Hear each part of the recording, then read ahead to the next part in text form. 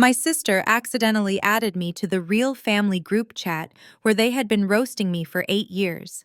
800 messages calling me the charity case betting on when I would fail and celebrating my divorce. I did not leave the group. I did not cry. I simply screenshot every single thing. Then I sent one message that changed the trajectory of our entire bloodline. Thanks for the receipts. What I did next at Grandma Hattie's birthday party, nobody saw coming. Before I continue this story, let me know where you are watching from in the comments below. Hit like and subscribe if you have ever had to stand up to family who underestimated your worth. My name is Simone, and at 35 years old, I have mastered the art of being invisible. To my family back in Atlanta, I am the quiet, divorced failure living in a cramped Chicago apartment scraping by on data entry wages. To the rest of the world, I am a senior forensic accountant for one of the top firms in the city, currently finalizing a report on a $20 million embezzlement scheme. I spend my days tracking hidden assets and exposing corporate fraud, so when people lie to me, I usually know it before they even finish their sentence. It was a Tuesday afternoon, and I was sitting in my corner office overlooking the Chicago skyline. The gray clouds reflected the steel of the skyscrapers, mirroring my mood. I was exhausted. I had spent the last 48 hours auditing a pharmaceutical CEO who thought he could hide company funds in offshore shell accounts. My eyes were burning from staring at spreadsheets, but the thrill of the catch kept me going. I had him. I had found the missing link in a Cayman Island wire transfer. I took a sip of my black coffee, preparing to draft the email that would end his career, when my personal phone buzzed against the mahogany desk. I frowned. Nobody called me during work hours. My mother Patricia only called when she wanted to criticize my life choices, and my sister Bianca only called when she needed money. I glanced at the screen. A notification from WhatsApp popped up. "You were added to the winner's circle." I froze. The winner's circle. I knew that name. I had heard my mother and Bianca whisper it at family gatherings, giggling behind their hands like high school mean girls. It was the exclusive family group chat. The one for the successful members of the Walker family. The one I had been deliberately excluded from for nearly a decade. My finger hovered over the screen. It had to be a mistake. Bianca was probably trying to forward a photo of her latest wig or a fake designer purse to her husband Kyle, and her fingers slipped. But she had not realized it yet. There was no message saying Simone was added by mistake or "oops, remove her." The chat remained silent. I knew I should just leave the group. I should maintain my peace and ignore their petty hierarchy. But the forensic accountant in me took over. This was data. This was evidence. And I never walk away from a paper trail. I opened the chat. My heart hammered against my ribs, not out of fear, but out of a morbid curiosity. I scrolled up. The history loaded. 1 month, 6 months, 2 years. It was a digital archive of hatred. I started reading from the most recent messages. Yesterday at 8:43 p.m., my mother Patricia wrote, "I cannot believe Simone is coming to Mama Hattie's birthday. I hope she does not wear that tragic polyester suit from last Christmas. It smelled like poverty." I looked down at my silk blouse, which cost more than my mother's car note. I kept scrolling.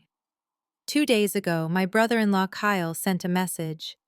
He is a white real estate agent who has not sold a house in 6 months, yet he walks around our family gatherings like he owns the place. He wrote, "Do we really have to invite her? She is just going to mope around looking for a handout. I do not want her depressing energy ruining my networking opportunities." Bianca replied with a laughing emoji. "Relax, babe. We need someone to help the caterers set up. Since she cannot afford a gift, her manual labor is her contribution. We will just tell her it is family bonding." I felt a cold tightness in my chest. They did not want me there. They wanted a servant. I scrolled back further. 3 months ago. The day of my divorce was finalized. I remembered that day clearly.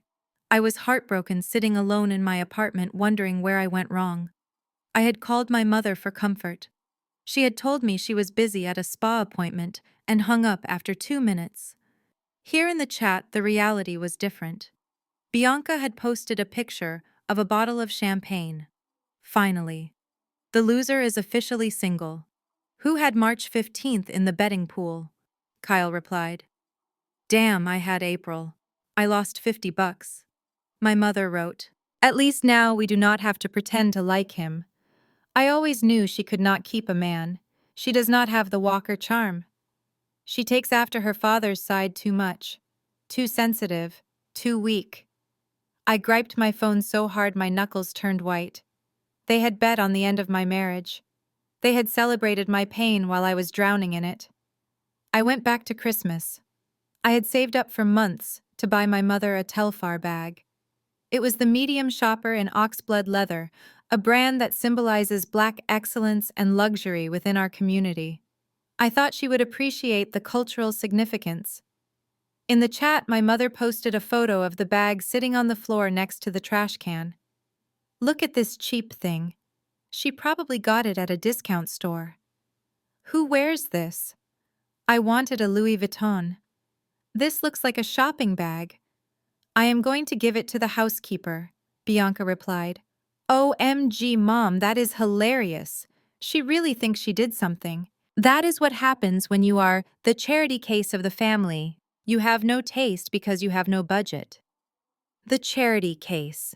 That was the nickname. It appeared over and over again. Search results showed 87 matches for the phrase charity case. Did the charity case ask for money yet? Don't let the charity case sit next to the investors. Make sure the charity case parks her rusty Honda on the street so the neighbors don't see it. I sat in my ergonomic office chair surrounded by awards for excellence in financial investigation, and I felt like a small child again. I felt like the little girl who was always too quiet, too dark, too nerdy for her glamorous mother and sister. I felt the old shame rising up the heat in my cheeks, the sting of tears in my eyes. But then I looked at the timestamp on the screen. It was 2:15 p.m. I had a meeting with the partners in 20 minutes to present my findings on the embezzlement case. I was not that little girl anymore. I was a grown woman who took down corrupt CEOs for breakfast. I took a deep breath and pushed the tears back. I turned off my emotions and turned on my professional brain. I treated the group chat like a subpoenaed bank statement. I stopped looking for insults and started looking for leverage. I scrolled faster now, scanning for financial keywords. Debt, loan, credit, IRS. And there it was. Buried between the insults were the cracks in their perfect facade. 6 months ago, Bianca messaged Kyle. The bank called again about the second mortgage. You said the commission check was coming. If we miss another payment on the house, they are going to start foreclosure proceedings before Grandma's party. Kyle replied. Chill, babe. I am moving money around. Just put the party deposit on the Amex. We will pay it off when your mom gives us the trust fund access. My eyes narrowed. Trust fund access. Grandma Hattie's trust fund. I kept digging. I found a photo of a letter from the IRS addressed to Kyle. He had captioned it, "Stupid government trying to rob me." Does anyone know a good accountant who can make this disappear? Bianca replied. Don't ask Simone. She is too by the book. She would probably turn us in. Just ignore it. Once Grandma signs the power of attorney next month, we can use her assets to clear the tax lien. My blood ran cold. This was not just mean girl gossip anymore. This was conspiracy to commit fraud. They were planning to use Grandma Hattie's dementia, or what they thought was dementia, to drain her accounts and cover their own failed lifestyle. They called me the charity case, but they were the ones drowning in debt waiting for an inheritance to save them. I looked at the clock. 2:25 p.m. I had 5 minutes left before my meeting. I could have just left the group. I could have called my mother and screamed. I could have exposed them right then and there, but that would be too easy. That would be emotional. And Simone, the forensic accountant, does not get emotional. She gets receipts. I opened the export function on WhatsApp. I selected export chat with media. The file was huge, Hundreds of megabytes of photos, voice notes, and text threads. I emailed the entire zip file to my work email, my personal cloud storage, and my hard drive. I created a folder named The Winner's Circle Evidence. Then I opened my banking app. I checked my balance. It was healthy. Very healthy. I looked at the transaction from yesterday where I wired $25,000 to the skilled nursing facility that cares for Grandma Hattie's physical therapy needs.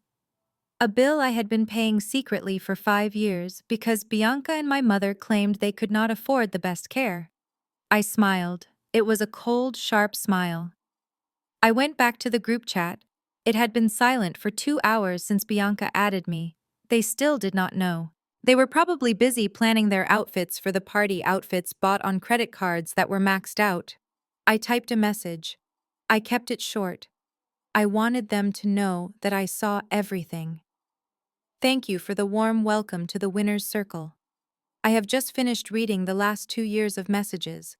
Bianca, that red dress you are planning to buy for the party is stunning. It matches the shade of red on your American Express statement. And Mom, do not worry about the Telfar bag. I will take it back. It is worth more than the equity in Kyle's unsold listings combined. I hit send. I watched the 2 blue checks appear instantly. Read by Bianca, read by Patricia, read by Kyle. Then I saw the typing bubbles appear. 3 chaotic, bouncing bubbles as they all tried to type at once, panic radiating through the screen. I did not wait for their response. I did not want to hear their excuses, their gaslighting, or their fake apologies. I tapped the group info. I scrolled down to the bottom. I hit exit group, then I went to my contacts and blocked them all. Bianca, block. Patricia, block. Kyle, block. I set my phone down on the desk just as my assistant knocked on the door. Ms. Walker, the partners are ready for you in the boardroom. I stood up, smoothing down my silk skirt. I picked up my laptop and my files. I felt lighter than I had in years. The secret was out. The war had begun. And for the first time in my life, I was not the victim. I was the one holding the smoking gun. They wanted me to come to Atlanta for Grandma's 80th birthday. They wanted the charity case to show up and serve them. Oh, I would show up all right. But I would not be serving drinks. I would be serving justice. I walked into the boardroom head held high, ready to present my $20 million fraud case. But in the back of my mind, I was already planning a much more personal investigation, one that would end with a slideshow at a birthday party that no one would ever forget. Grandma Hattie always said the truth will set you free, but she forgot to mention that first it will make you really, really angry. 2 days of silence is a luxury I have not experienced in 8 years. After blocking my mother, my sister, and her husband, my phone stopped being a source of anxiety and returned to being a tool for business. I spent those 48 hours doing what I do best, which is dissecting financial lies. I closed the $20 million embezzlement case, handing over a digital mountain of evidence to the district attorney. My boss, a man of few words, simply nodded and told me my bonus this quarter would be substantial. He has no idea that to me the money is just a scoreboard.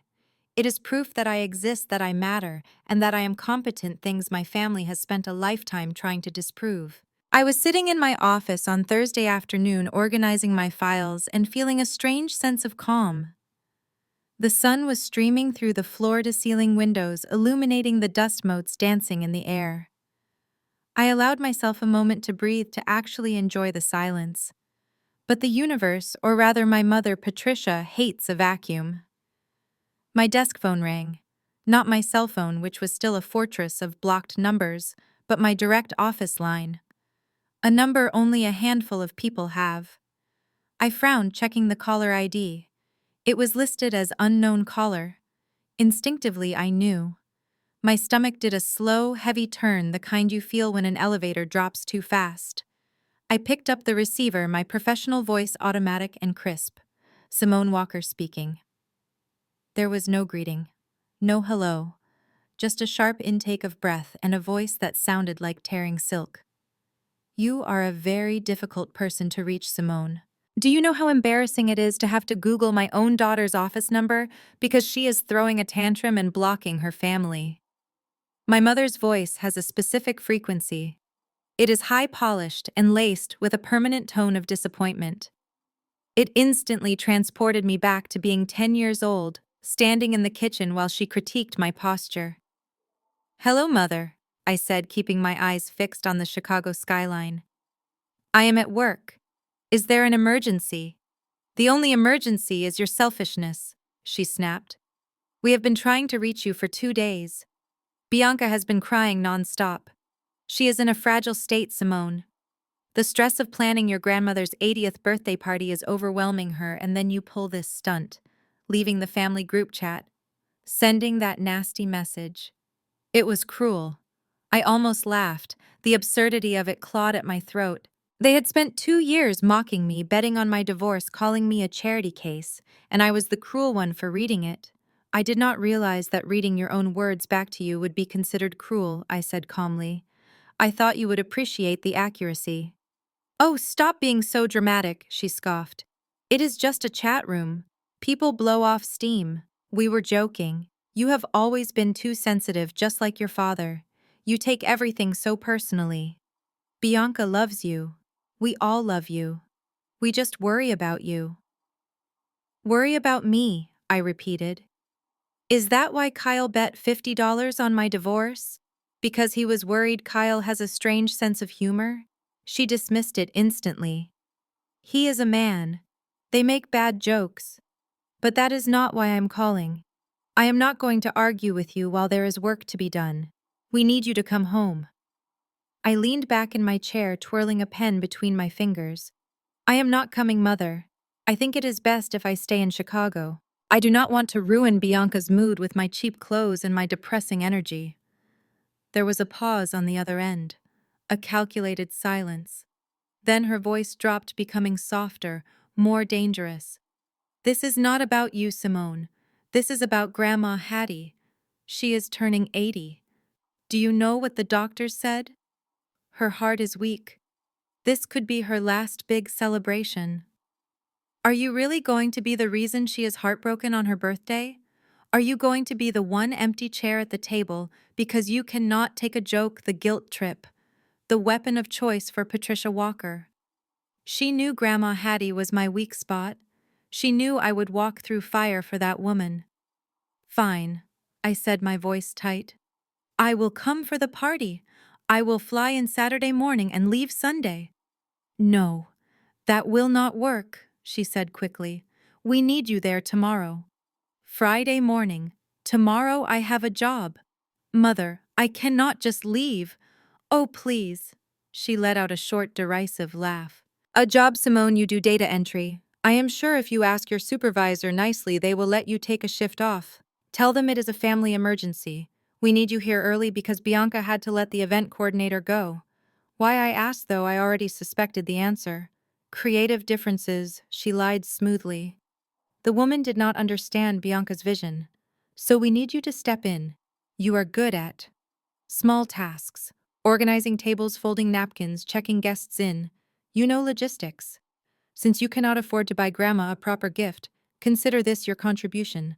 It is the least you can do after all the support we have given you over the years." I closed my eyes. They wanted free labor.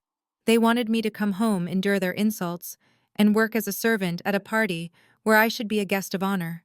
I was about to say no. I was about to tell her to go to hell and hang up. But just as I opened my mouth, a notification pinged on my laptop screen. It was an email. The subject line read, "Confidential, regarding Harriet Walker estate." The sender was Arthur Jenkins, Grandma Hattie's attorney, a man who had been retired for 5 years, but apparently was still working for one client. I clicked it open while my mother continued to ramble in my ear about flower arrangements. "Dear Simone," the email read, "Your grandmother asked me to reach out. She is aware of the situation with the trust. She knows about the power of attorney documents Bianca is drafting. She needs you here. She is playing a game, Simone, but she cannot win it alone. She asks that you come, but do not let them know that you and I are in contact. Play the part. See you in Atlanta. Arthur. My heart hammered against my ribs. Grandma knew. She wasn't senile. She wasn't frail. She was plotting. Are you still there? My mother demanded. I am here. I said, my voice steady again. Okay. I will do it. I will come tomorrow to help set up. Good. She let out a sigh of relief, though it sounded more like satisfaction. Now about your travel, do not worry about the cost. I know money is tight for you right now. I spoke to Kyle and he is going to book your flight. You do not have to do that, I said. Nonsense, she interrupted. We take care of family. He has some points or miles or something. He can get you an economy seat on the early bird flight. It is the one with the layover in Charlotte, so it will take about 6 hours, but it is free. Just bring a sandwich with you so you do not have to buy airport food. You know how expensive that is. The condescension was so thick I could almost taste it. Kyle, the man who owed the IRS 6 figures, was going to graciously use his non-existent miles to put me on a 6-hour flight, with a layover, likely in a middle seat by the bathroom, just to remind me of my place. That is very generous of him, I said, my tone completely flat. Send me the details. And Simone, she added one last sting before hanging up. Try to dress a bit better this time. We have invited important people, investors for Bianca's business. Don't look like yourself. She hung up. I sat there listening to the dial tone for a full 10 seconds. Then I gently placed the receiver back in the cradle. Don't look like myself. I turned to my computer. I opened the email from Arthur Jenkins and replied with 2 words, I'm in. Then I opened a new tab. Delta Airlines. I did not wait for Kyle's email confirmation of the economy seat. I would let him book it. Let him feel benevolent. Let him think he was saving the poor charity case from taking a Greyhound bus. I typed in my destination, Chicago O'Hare to Atlanta Hartsfield Jackson. Direct. I scrolled past Basic Economy. I scrolled past Main Cabin. I scrolled past Comfort Plus. I selected Delta One. First class. The seat that turns into a bed. The ticket cost $2,400. I pulled out my own credit card, the heavy metal black card that I earned through 80-hour work weeks in forensic precision. I entered the numbers without hesitation. Next, I opened the car rental tab. My mother expected me to ask for a ride from the airport, or maybe take the train to save money. Or perhaps she thought I would arrive in a rusted sedan. I filtered the search results. Luxury. Exotics. There it was. A Porsche Panamera. Sleek, black aggressive. $400 a day. I clicked reserve. I leaned back in my chair, looking out at the city one last time. They wanted me to play a role. They wanted the beaten-down, divorced, destitute sister who needed their charity and scrambled for their crumbs. They wanted a servant to check coats and fold napkins while they pitched their failing business ideas to investors. I would play the role. I would let them believe exactly what they wanted to believe. I would fly in under the radar, let Kyle think his cheap ticket saved the day, and let my mother think she had bullied me into submission. But when I stepped off that plane, I wouldn't be Simone the charity case. I would be Simone the auditor. And I was coming to conduct the most thorough audit of their lives. I packed my laptop bag, making sure to include my encrypted hard drive containing the 8 gigabytes of group chat exports. I checked my reflection in the dark monitor of my computer. My face was calm, impassive. The face of someone who knows where the bodies are buried and exactly how much the shovel cost. I stood up, smoothed my silk skirt, and walked out of my office. Game on, Grandma. Game on. The flight from Chicago to Atlanta is only 2 hours, but the distance between who I am and who my family thinks I am feels like crossing an ocean. I sat in seat 1A, sipping a glass of pre-flight champagne, while my mother probably imagined me squeezed into the middle seat of row 34, eating a homemade sandwich wrapped in tinfoil. The flight attendant asked if I needed a refill, and I smiled, declining politely. I needed to keep a clear head. I was not flying home for a reunion. I was flying into a crime scene investigation where the crime was the systematic theft of my dignity, and the suspects were waiting on the front porch with open arms and hidden daggers. When the plane landed at Hartsfield-Jackson Airport, the humidity hit me the moment I stepped onto the jet bridge. It was that thick Georgia heat that sticks to your skin and makes everything move a little slower.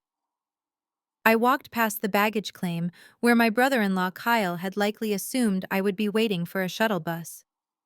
I walked straight to the premium rental car counter.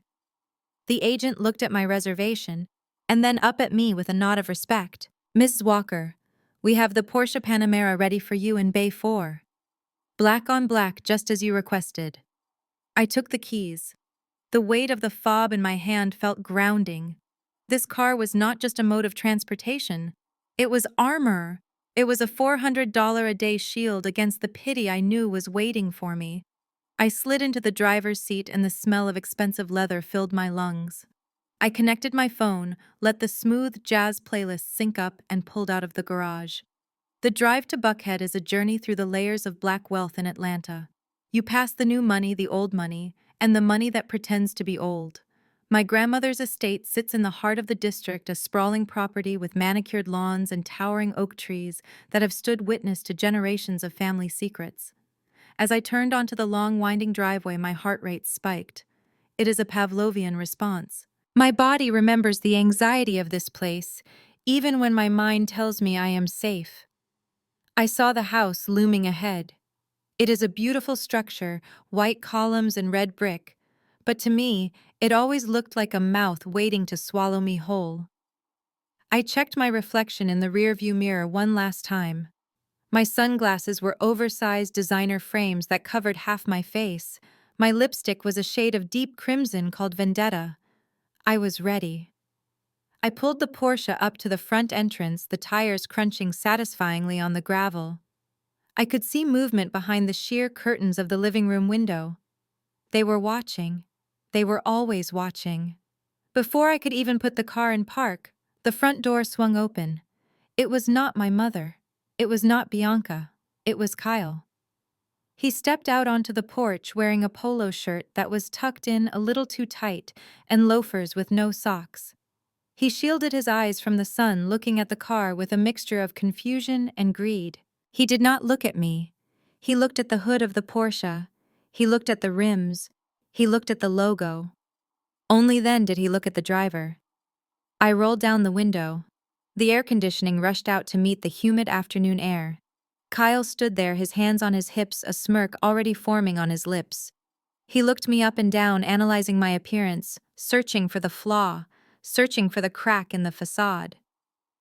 "Well, look who it is," he said, his voice dripping with that specific brand of condescension he reserved just for me. "I see you made it. And in style, too." I turned off the engine and stepped out. I smoothed down my dress. "Hello, Kyle," I said. He walked around the car, running a hand along the roof. He whistled low and long.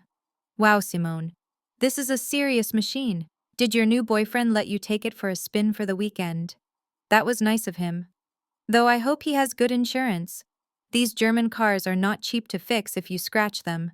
I felt a flash of heat behind my sunglasses. Of course. In Kyle's world, there was no version of reality where Simone, the charity case, could afford to rent a luxury vehicle on her own. It had to be a loan. It had to be a man. It had to be a favor. I leaned against the door, keeping my expression bored. "Something like that," I said. "A friend let me borrow it. He said I needed to make an entrance." Kyle laughed, a short barking sound that grated on my nerves. "Right. A friend. Well, you definitely made an entrance. But you know you cannot park this here, right?" He gestured vaguely toward the side of the house where the gravel gave way to dirt and overgrown bushes. "We have the valet company coming in the morning to set up for the VIPs. We need this driveway clear for the investors and the partners. You can park around the back near the kitchen entrance. It is where the catering staff parks. Less risk of you dinging a Bentley when the real guests arrive." The real guests.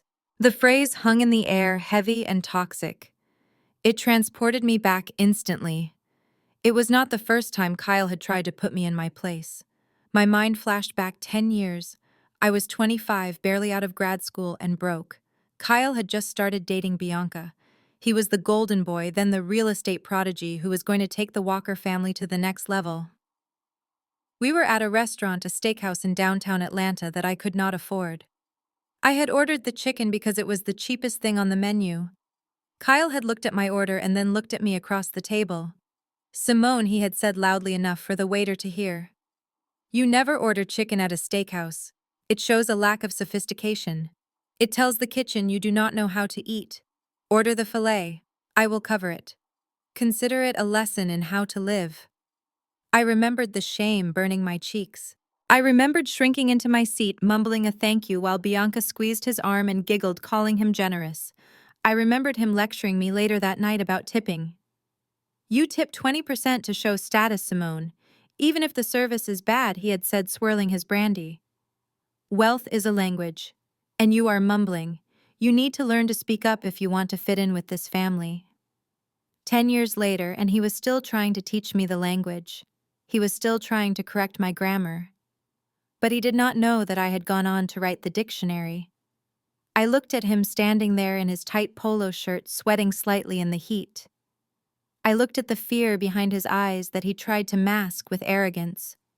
I knew his credit score. I knew his tax liability. I knew that the lease on his own BMW was 2 months behind. He thought he was the gatekeeper of the manor, telling the servant where to park.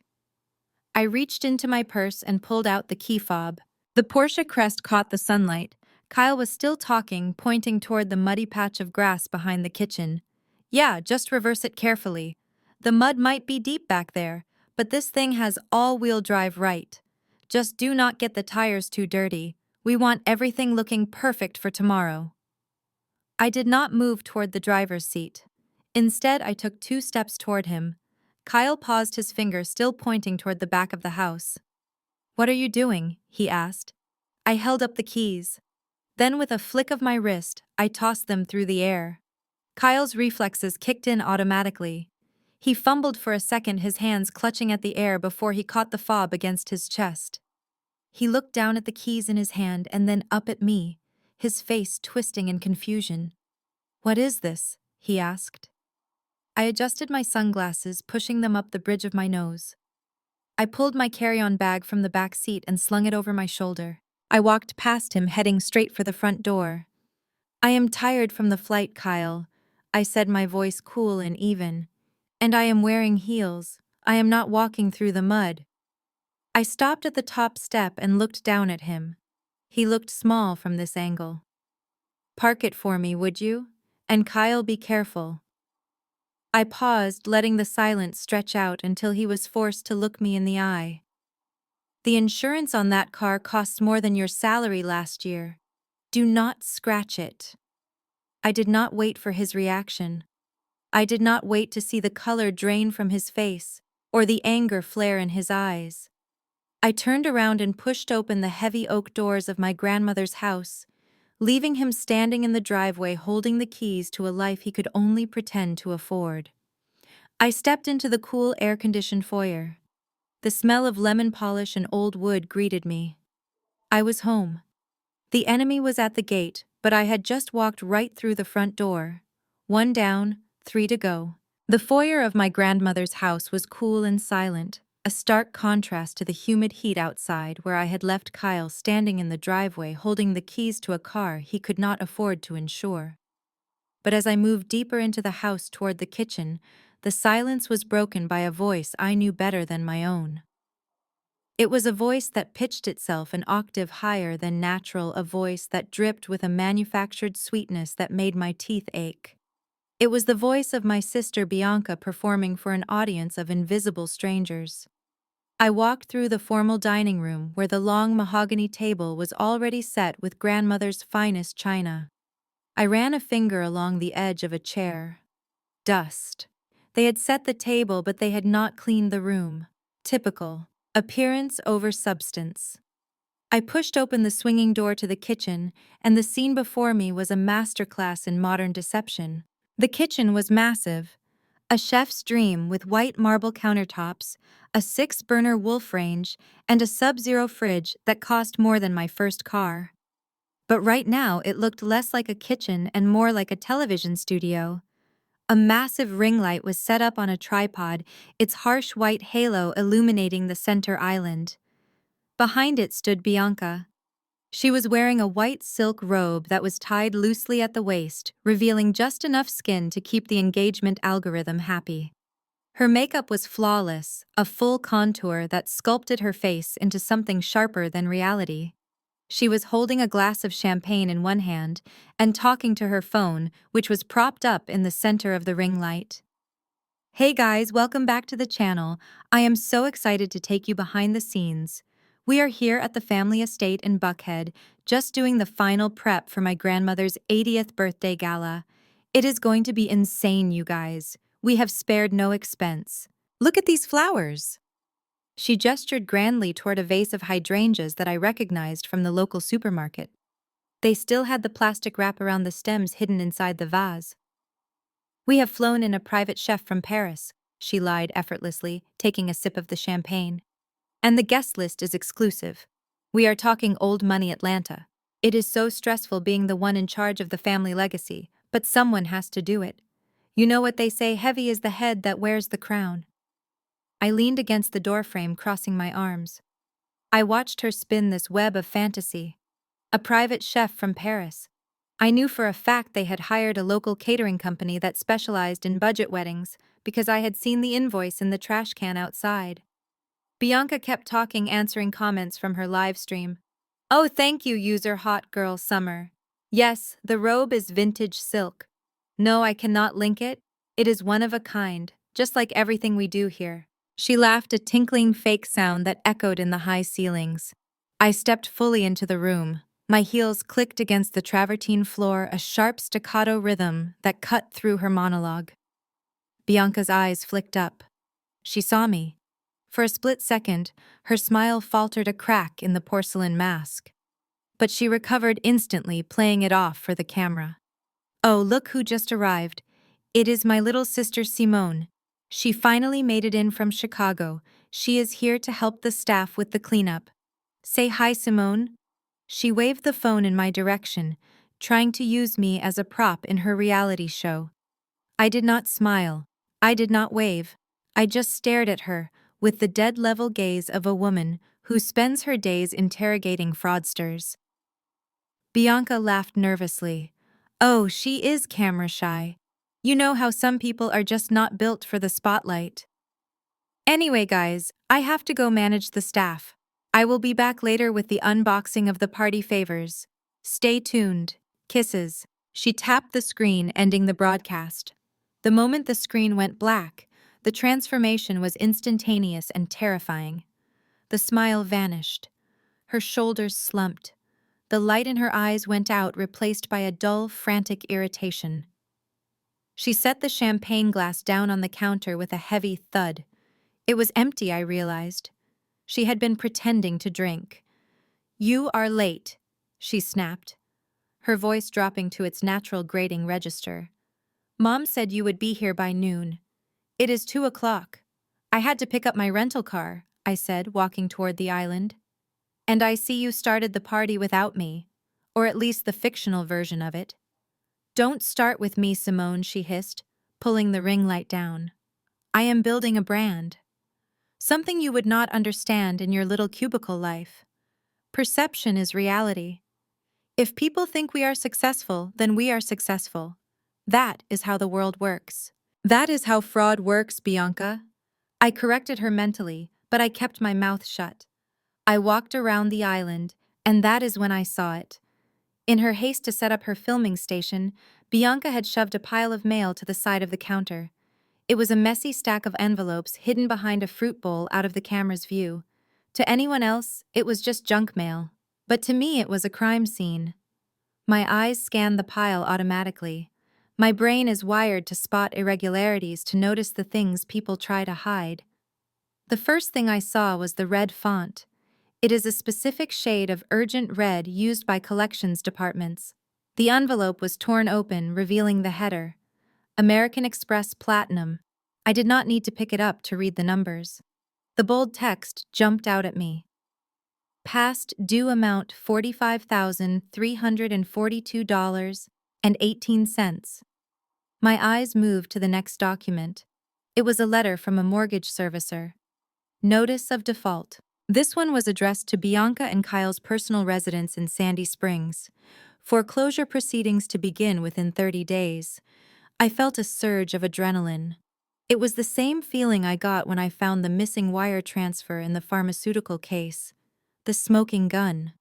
They were not just broke. They were drowning. They were hemorrhaging money. The expensive clothes, the leasing of luxury cars, the fake lifestyle, it was all a house of cards built on credit debt that they could no longer service. And that is why they needed Grandma. That is why they needed the power of attorney. They needed to liquidate her assets to plug the holes in their own sinking ship before the water reached their necks. "What are you staring at?" Bianca demanded, stepping in front of me, blocking my view of the mail. She grabbed the stack of papers and shoved them into a drawer, her movements jerky and panicked. Nothing, I said calmly, shifting my gaze to her face, just admiring the organization. Bianca narrowed her eyes, searching my face for a sign that I had seen the numbers, but I gave her nothing. I kept my face blank, a perfect mask of indifference. She let out a huff of breath and walked over to a pile of grocery bags on the floor. She kicked one toward me. "Well, since you are finally here, make yourself useful. I fired the prep team this morning. They were stealing."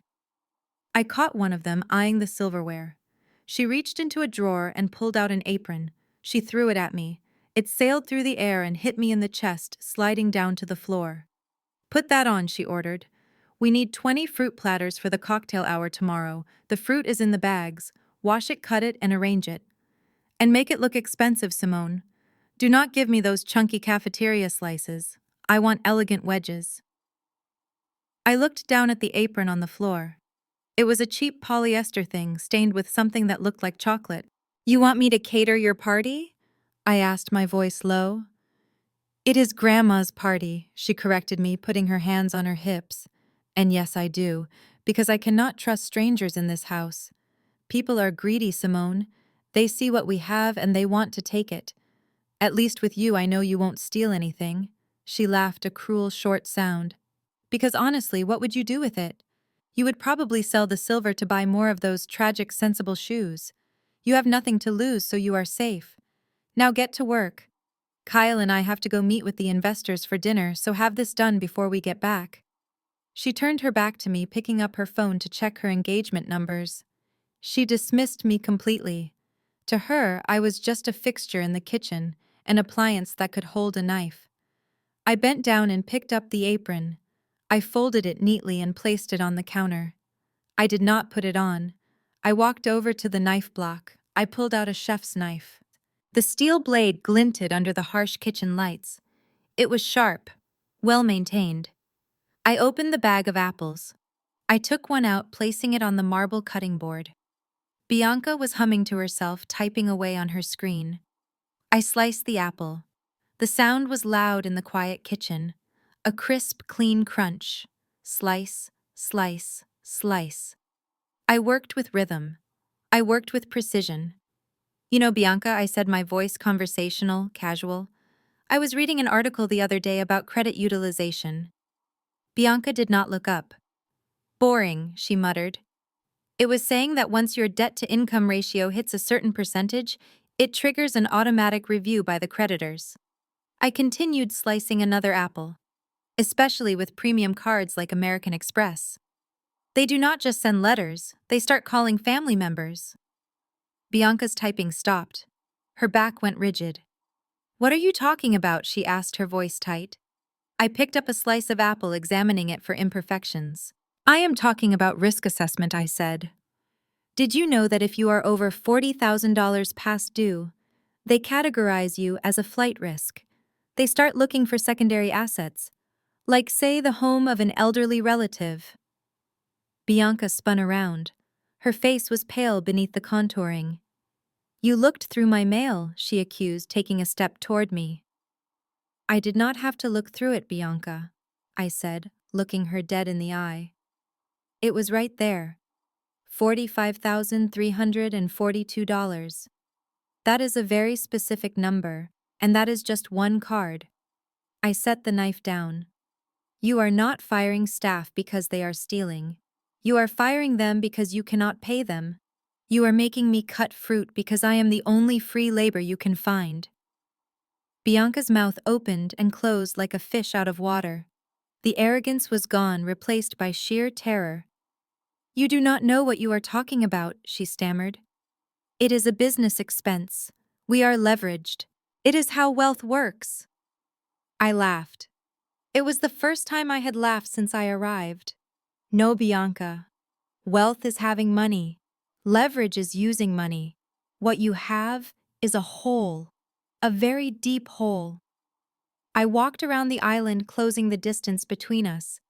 And here is the thing about American Express, I whispered, leaning in close. They are aggressive. If they cannot reach you, they call the next of kin listed on your emergency contact. That would be Mom, right? Bianca's eyes went wide. They would not, she whispered. My phone rang this morning. I lied smoothly. Unknown number. I didn't answer. But Mom picks up every call, doesn't she? Bianca backed away from me, her hand trembling. She reached for her glass of champagne on the counter, probably to take a drink to calm her nerves. But her hand was shaking too badly. Her fingers brushed the stem of the crystal flute. It tipped. Time seemed to slow down. We both watched the glass fall. It hit the marble floor with a shattering crash. Crystal shards exploded outward, sparkling like diamonds in the ring light. Bianca stared at the broken glass, her breathing shallow and fast. Clean it up, I said, turning back to the fruit. And Bianca, do not worry about the fruit platters. I will make them look expensive. Just make sure you pick up the phone when Mom calls. I have a feeling she is going to have some questions about her credit score. I picked up the knife again. Slice. Bianca turned and ran out of the kitchen, the sound of her heels retreating like gunfire. I looked down at the perfect apple wedge in my hand. One debt exposed. But the foreclosure notice I had seen on the table was the real weapon, and I was saving that one for the main event. I took a bite of the apple. It was crisp, sweet. I had work to do. The rehearsal dinner was held in the formal dining room under the heavy crystal chandelier that my grandmother had bought in Paris 40 years ago. The table was set with the good china, the gold-rimmed plates that were usually reserved for Christmas and Easter, but tonight they were being used to massage the ego of my brother-in-law Kyle. The air was thick with the smell of roast beef and the heavier scent of desperation. I sat at the far end of the table, the spot traditionally reserved for children or unwanted guests. To my left was an empty chair where my grandmother should have been, but she had claimed a headache and retired early. I knew better. She was upstairs, probably watching Netflix and waiting for my signal. To my right sat my mother, Patricia, who was currently looking at me with a mixture of suspicion and distaste, as if I were a stain on the tablecloth that she could not scrub out. But the star of the show was Kyle. He sat at the head of the table in my grandfather's chair, swirling a glass of expensive Cabernet that he had undoubtedly charged to my grandmother's account. He had been talking for 20 minutes straight. He had not asked anyone a single question. He had not asked about my flight or my life in Chicago. He had spent the entire time lecturing the table on the future of finance. "You just do not get it, Patricia," he said, leaning back and unbuttoning his suit jacket to accommodate the meal he had just devoured. "The dollar is dead. Fiat currency is for losers. The future is the blockchain. It is decentralized. It is untraceable. It is freedom." My mother nodded enthusiastically. Her eyes glazed over. She did not understand a word he was saying, but she understood the tone. He sounded confident. He sounded rich. And for Patricia Walker, sounding rich was just as good as being rich. Bianca sat next to him, pushing peas around her plate. She looked pale. Every time Kyle said the word money, she flinched slightly. She knew the truth. She knew about the foreclosure notices I had found in the kitchen. But she stayed silent, terrified that if she spoke, the illusion would shatter. Kyle turned his gaze toward me. His eyes were glassy from the wine and filled with a predatory amusement. He saw me sitting there in my simple black dress sipping water, and he saw a target. He saw the poor divorced sister-in-law, the failure, the charity case. He saw someone he could impress, someone he could save. "Simone," he said, his voice booming across the centerpiece. "You have been quiet tonight, still crunching numbers in that little cubicle of yours." I set my glass down. "I am just listening, Kyle. It is fascinating." He smirked. "I bet it is. It must be hard for you living on a fixed income, watching inflation eat away at your paycheck. I know how it is for people in your bracket. You save a few $100s and think you are doing well, and then boom, the cost of living spikes and you are back to zero." I kept my face perfectly neutral. My bracket. If he only knew that my tax bracket was 2 levels above his, even on his best year. "Actually, I am doing okay," I said softly, playing the role. "I get by." Kyle laughed, shaking his head. "Getting by. That is the problem with your mindset, Simone. You are content with mediocrity. You work for money instead of making money work for you.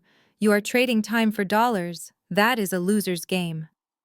He leaned forward, resting his elbows on the table. "Look, I like you, Simone. You are family. And I hate to see you struggling like this. I know the divorce left you with nothing, so I want to help you. I want to make you a one-time offer because I am feeling generous tonight." I felt my phone in my lap. I quietly slid my thumb over the screen, unlocking it. I opened the voice memo app. I tapped the red button. The timer started counting up. 001, 002. "What kind of offer?" I asked, widening my eyes in feigned innocence. Kyle took a swig of wine. "If you can scrape together $5,000 maybe from your savings, or you can sell that old car you drive, I will invest it for you. I have an in with a new coin that is about to launch. It is going to the moon, Simone. We are talking 10 times returns in a month. I can turn that 5,000 into 50,000 by Christmas. Consider it charity for my favorite sister-in-law." My mother gasped, clapping her hands together. "Oh, Kyle, that is so incredibly generous of you. Simone, did you hear that? He is willing to manage your money. You should thank him. You should transfer the money tonight." I looked at the phone recording in my lap. Then I looked at Kyle. "Wow," I said, my voice trembling slightly with fake gratitude. $50,000. That would change my life. It would. Kyle agreed, looking satisfied. "It would get you out of that cramped apartment, maybe get you some decent clothes." "But I have a question," I said, furrowing my brow. "I read somewhere that crypto is complicated when it comes to taxes. I mean, if I make $50,000, won't the IRS want half of it?" "I cannot afford to get audited, Kyle. I'm just a regular employee." Kyle waved his hand dismissively. "Taxes. That is cute. You are thinking like a poor person, Simone. The whole point of this system is that it exists outside the system." I leaned in closer, resting my chin on my hand. "I do not understand," I said. "Does the exchange not send a form to the government? A 1099K or something?" Kyle let out a loud, arrogant sigh. He looked at my mother as if to say, "Can you believe how dense she is?" "Simone, listen to me," he said, lowering his voice to a conspiratorial whisper. "The exchange I use is not in the US. It is decentralized. There is no KYC. Know your customer. They do not have my social security number. They do not have my name. It is just a wallet address. A string of numbers." I nodded slowly, keeping the phone angled toward him. "So you are saying the government does not know the money is there?" I asked. "Exactly," he said, grinning. "It is invisible wealth. I moved 100 grand through it last month, and on paper I am practically destitute. That is how you win the game. You keep the profits, and you give the government nothing. Why do you think we are driving a Benz while you are driving a rental?" I felt a chill of professional satisfaction. There it was, a confession, clear as day. "But isn't that illegal?" I asked. pushing just a little bit further. I mean, isn't that tax evasion? Kyle laughed again, a harsh sound. It is only illegal if you get caught, he said, winking at me. And who is going to catch me? You. He sat back, looking proud of himself. Besides, he added, the government steals from us every day. This is just taking it back. So what do you say? Do you want in, or do you want to stay poor forever? I looked at the timer on my phone. 2 minutes and 14 seconds. I had him admitting to using offshore decentralized exchanges to hide assets and evade taxes. In the world of forensic accounting, this was a slam dunk. This was the kind of evidence that turned a civil audit into a criminal indictment. I picked up my phone and stopped the recording. I saved the file, named it Kyle Confession, and uploaded it to the cloud immediately. I smiled at him. A real smile this time. I think I will pass, Kyle, I said. I prefer to keep my money where I can see it. And where the IRS can see it too. I am funny that way. Kyle's face fell. The rejection stung him more than the accusation. You are an idiot, he spat. I try to hand you a lifeline and you slap it away. This is why you are alone, Simone. You have no vision, no courage. Suddenly, a hand slammed down on the table. Enough, my mother screamed. I jumped slightly. Patricia's face was red, her chest heaving. She was glaring at me with pure, unadulterated hatred. Stop it, Simone, she hissed. Stop interrogating him. Who do you think you are, coming into this house and questioning Kyle's business acumen? He is a financial genius. He is trying to help you because he pities you, and you sit there asking about forms and taxes like a jealous, petty little girl. Mom, I started to say, but she cut me off. No, she shouted. I will not hear it. You are jealous. You have always been jealous of Bianca. You are jealous that she found a man who is successful and ambitious, while your husband left you because you were too boring. You cannot stand to see them happy. You cannot stand to see them rich. She gestured around the room. Look at this life, Simone. Look at what Kyle provides. And look at you. You are bitter. If you are not going to be grateful, then keep your mouth shut. I looked at Bianca. She was staring at her plate, tears silently streaming down her face. She knew. She knew exactly how successful Kyle was. She knew they were one payment away from homelessness. But she said nothing. She let our mother scream at me. She let our mother defend the man who was dragging them all into ruin. I looked back at my mother. I am not jealous, Mom, I said quietly, standing up. And I am not boring. I am just observant. I picked up my water glass. I am going to bed. I have a lot of work to do tomorrow for the party. I turned and walked out of the dining room. Behind me, I heard Kyle scoff. Unbelievable, he muttered. Some people just want to be victims. I walked up the grand staircase, my hand gripping the banister. I could still hear my mother apologizing to Kyle, assuring him that I didn't mean it, that I was just socially awkward. I reached the top of the stairs and walked down the hallway to the guest room. I closed the door and locked it. I pulled out my phone and played back the recording. Kyle's voice filled the room, clear and arrogant. It is only illegal if you get caught. I opened my email. I typed in a new address. This one did not belong to my boss or to the family lawyer. It belonged to a contact I had made 3 years ago during a seminar in Washington, D.C., a senior agent at the Internal Revenue Service Criminal Investigation Division. Subject: tip regarding tax evasion. Kyle Miller. I attached the audio file. I attached the photos of the foreclosure notices. I attached the screenshots from the group chat where he discussed hiding assets. I hesitated for only a second. I thought about Bianca crying into her peas. I thought about my mother's blind adoration.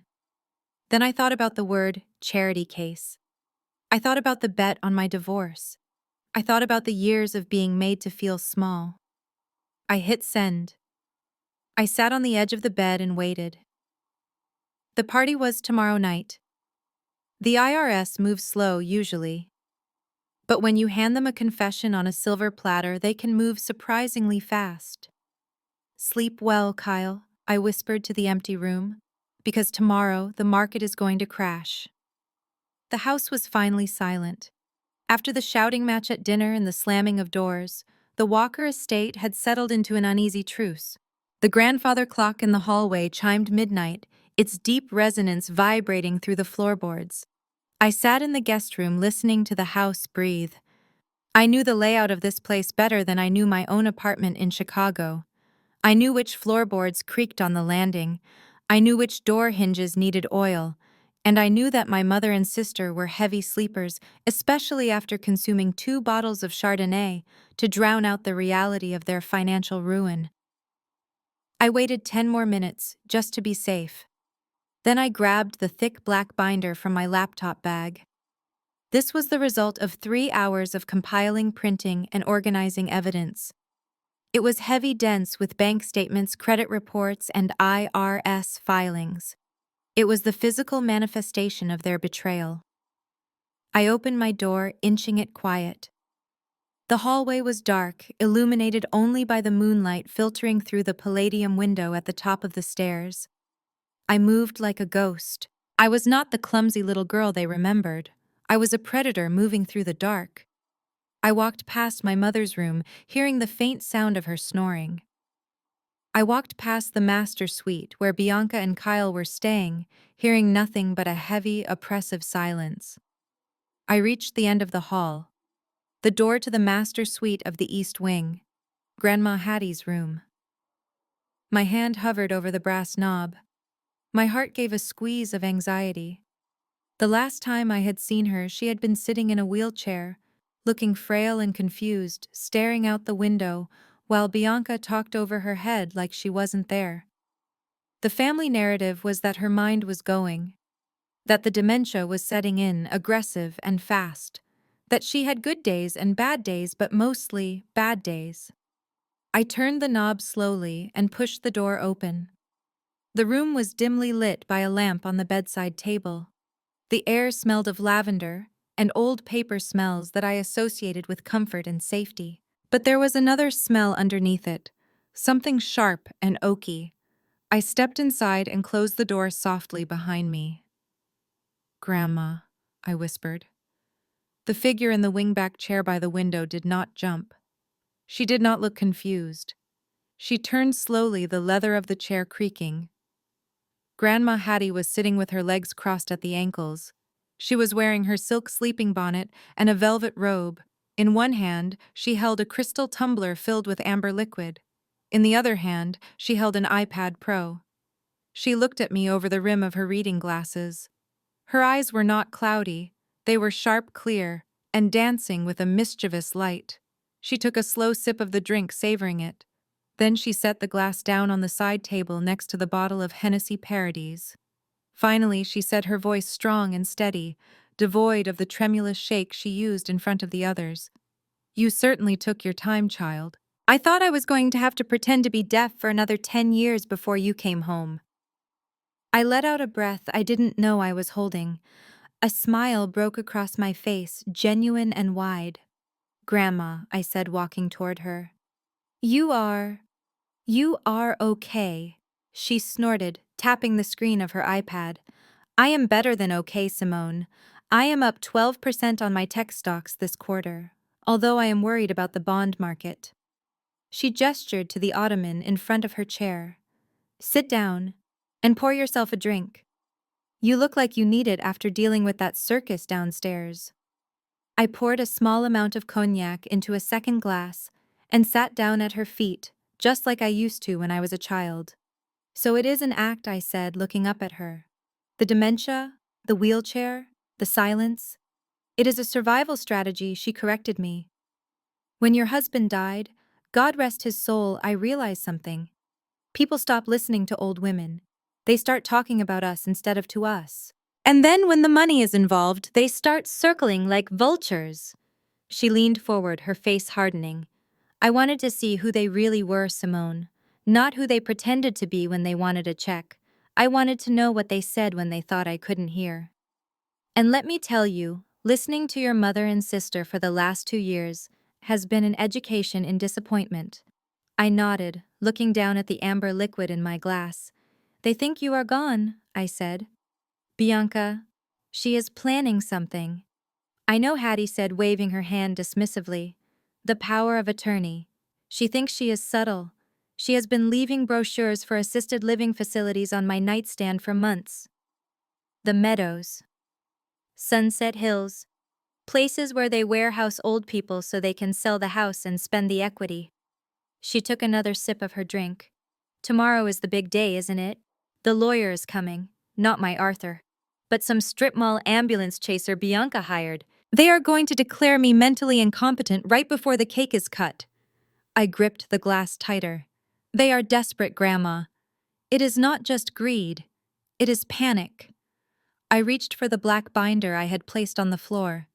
I lifted it onto my lap. I brought something for you. Hattie looked at the binder. Her expression shifted from amusement to seriousness.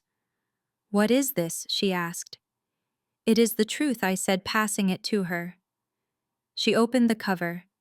The first page was a summary spreadsheet I had created. I explained as she read. Bianca has been skimming from the household accounts for 3 years. She lists it as medical expenses and home maintenance.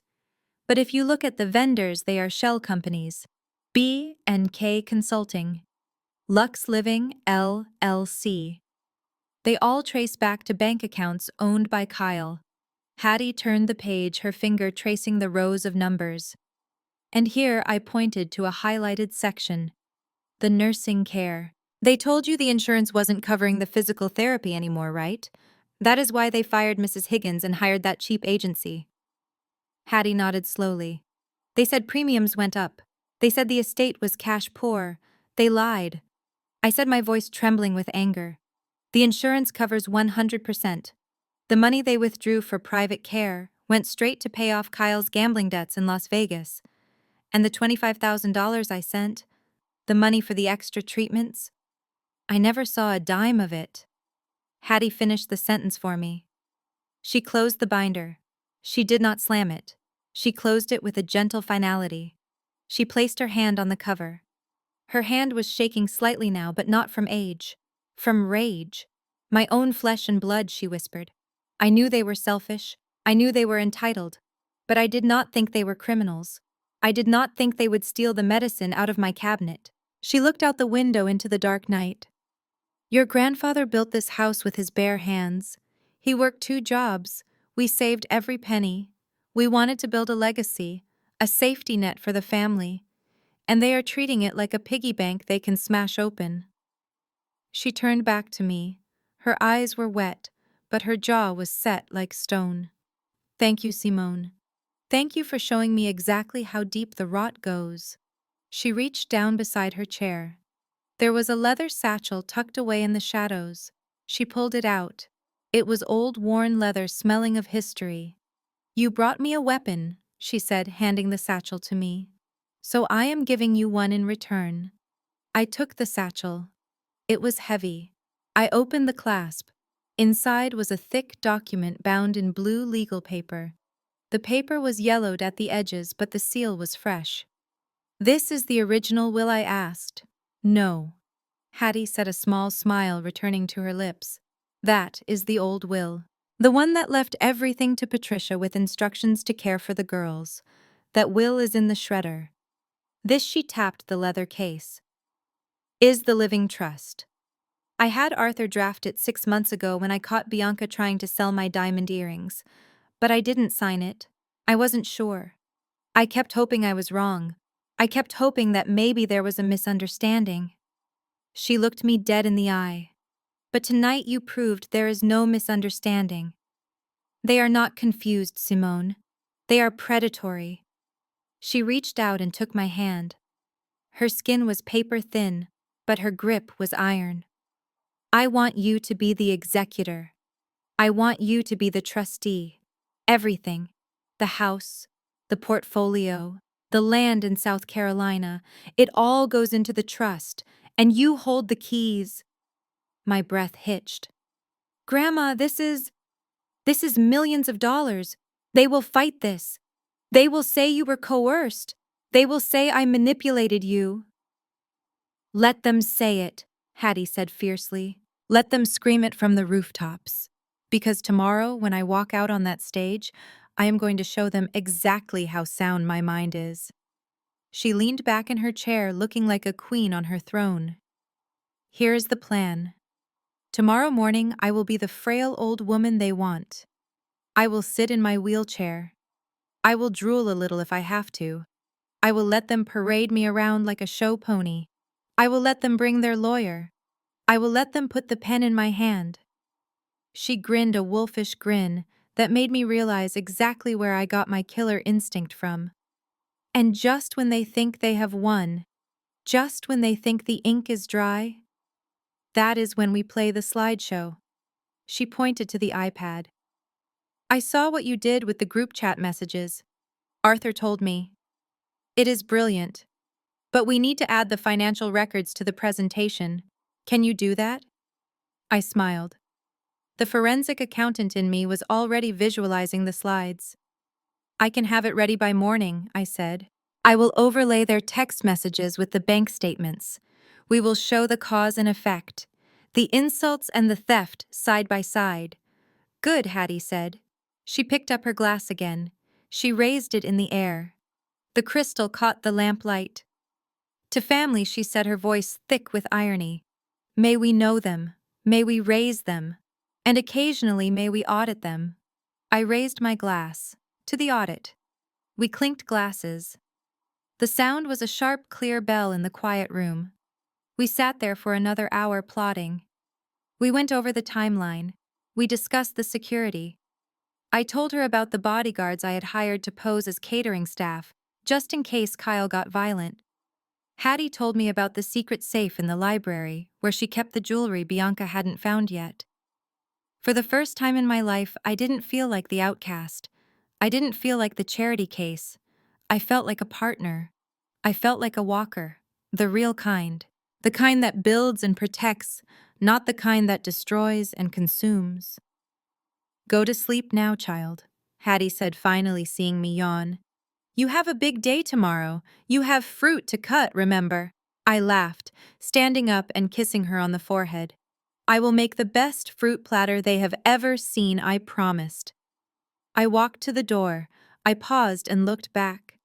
She was still sitting there, the iPad glowing on her face, the empty glass of cognac on the table. She didn't look frail. She looked formidable.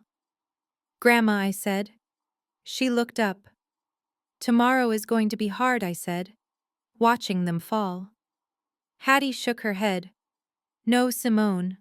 Watching them fall would be hard if they were climbing. But they are not climbing. They are digging. We are just taking away the shovels. Tomorrow, she said, turning off the lamp and plunging the room into darkness. Tomorrow will be a good play. Now get out of here before you wake the rats. I slipped out into the hallway. The silence was still there, but it didn't feel oppressive anymore. It felt like the calm before the storm. I walked back to my room, clutching the leather satchel to my chest.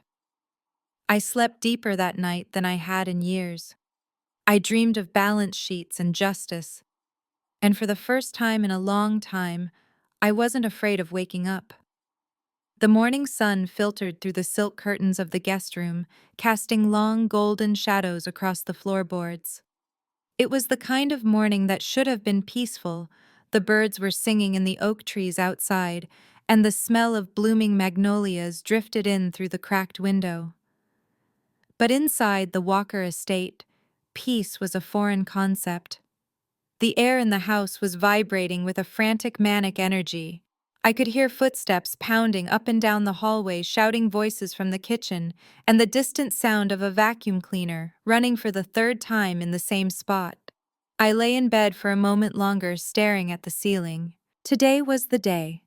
Today was the day Grandma Hattie turned 80. Today was the day Bianca and Kyle planned to steal her legacy. And today was the day I burned their house of cards to the ground. My peaceful contemplation was shattered when my bedroom door flew open. There was no knock. There was never a knock with Bianca. Privacy was a privilege reserved for the winners in this family, and in her eyes, I was still the loser. Bianca stood in the doorway, holding a plastic dry cleaning bag. She looked exhausted. Her eyes were red-rimmed despite the heavy concealer she had already applied, and her hair was pulled back in a messy bun. She was wearing a silk robe that looked expensive from a distance, but up close, I could see a small tear near the pocket. It was a perfect metaphor for her life. "Wake up, Simone," she said, her voice shrill and tight. "We have 6 hours until guests arrive and you are still in bed. I told you this is not a vacation." I sat up slowly, pulling the duvet up to my chest. "Good morning to you too, Bianca. I was just getting up." She marched into the room, her heels clicking aggressively on the hardwood. She threw the plastic bag onto the foot of the bed. It landed with a soft rustle. "Here," she said, pointing a manicured finger at the bag. "Put this on." I reached out and pulled the plastic away. Inside was a pair of black polyester trousers and a stiff white button-down shirt. It was a uniform. A waiter's uniform. The fabric felt cheap and scratchy against my fingertips. There was a small logo embroidered on the pocket of the shirt that said staff. "What is this?" I asked, keeping my voice calm, even though my blood was starting to boil. "It is the dress code," Bianca said, crossing her arms, "for the help." She walked over to the mirror and began inspecting her own reflection, picking at an invisible flaw on her chin. "Look, Simone, we have over 200 guests coming. Important people. Senators, investors. The kind of people who judge you by your shoes. I cannot have you wandering around in your department store clearance rack dresses. It confuses the aesthetic." She turned back to me, her expression hard and cold. "I want the guests to be clear on who is who. I am the hostess. Kyle is the host. Mom is the matriarch. And you are family support. You are helping the caterers. So you need to look like the caterers." "Family support." I repeated the words, tasting like ash in my mouth. "So you want me to wear a uniform at my own grandmother's birthday party?" Bianca rolled her eyes, letting out an exasperated sigh. "Don't make this about your ego, Simone. It is about logistics. If people see you in regular clothes, they might try to talk to you. They might ask you what you do for a living. And honestly, I do not want to have to explain that my sister does data entry and lives in a studio apartment. It is embarrassing. This way, if you are wearing the uniform, they will just ask you for a refill on their champagne and move on. It is better for everyone." She looked at me, waiting for a fight. She wanted me to cry. She wanted me to beg. She wanted me to argue so she could crush me again, so she could remind me of my place in the hierarchy. But I didn't give her the satisfaction. I looked at the cheap polyester uniform and then I looked at her. I saw the tremor in her hands. I saw the way her eyes darted around the room, unable to focus. She was terrified. She was terrified that if I looked like her, equal people might realize she wasn't special. She needed me to be the servant, so she could be the queen. Her entire identity was built on the foundation of my inferiority. If I wasn't beneath her, then where was she? I took a deep breath and forced a smile onto my face. "Okay, Bianca," I said. She blinked, surprised by my surrender. "Okay?" she asked, suspicious. "Yes," I said, shrugging. "You are right. It makes sense. I am here to help. I do not want to distract the investors. I will wear the uniform." Bianca let out a breath, her shoulders relaxing slightly. She smiled, a triumphant smirk that did not reach her eyes. "Good. I am glad you are finally learning to be a team player. Be downstairs in 30 minutes. And tie your hair back. We do not want loose hair near the food." She turned and walked out of the room, leaving the door wide open behind her. I waited until I heard her footsteps fade down the hallway. I waited until I heard her yelling at Kyle about the flower arrangements. Then I got out of bed and walked to the door. I closed it gently. I turned the lock. Click. I walked back to the bed and picked up the uniform. I held it up, looking at the shapeless trousers and the stiff collar. It was a costume designed to erase a person. It was designed to make someone invisible. I walked over to the trash can in the corner of the room. I dropped the uniform inside. "Not today, Bianca," I whispered. I walked to the closet. In the back, pushed behind my hanging toiletries bag, was a long black garment bag. I had brought it with me on the plane, carrying it myself so it wouldn't get crushed in the overhead bin. I unzipped the bag slowly, savoring the sound. The fabric inside shimmered even in the dim light of the closet. It was emerald green, deep, rich, and vibrant. The color of money, the color of envy, the color of power. I pulled the dress out and laid it on the bed. It was a custom piece tailored specifically for my body. The silk was heavy and luxurious, cool to the touch. The bodice was hand-beaded with thousands of tiny emerald crystals that caught the light and scattered it like green fire. It had a high slit up the left leg and a plunging neckline that was daring but elegant. It cost $5,000. I had bought it in Chicago 3 weeks ago, the day after I closed the pharmaceutical case. I had walked into the boutique not as a charity case, but as a woman who had just earned a 6-figure commission. I ran my hand over the beading. Bianca thought she could put me in a box. She thought she could label me staff, and I would just accept it. She didn't understand that I had spent the last 8 years breaking out of boxes. I went into the bathroom and started my transformation. I didn't tie my hair back. I let it down using a curling wand to create loose, voluminous waves that cascaded over my shoulders. I didn't wear the minimal makeup suitable for a servant. I applied a smoky eye using gold and green shadows to make my eyes pop.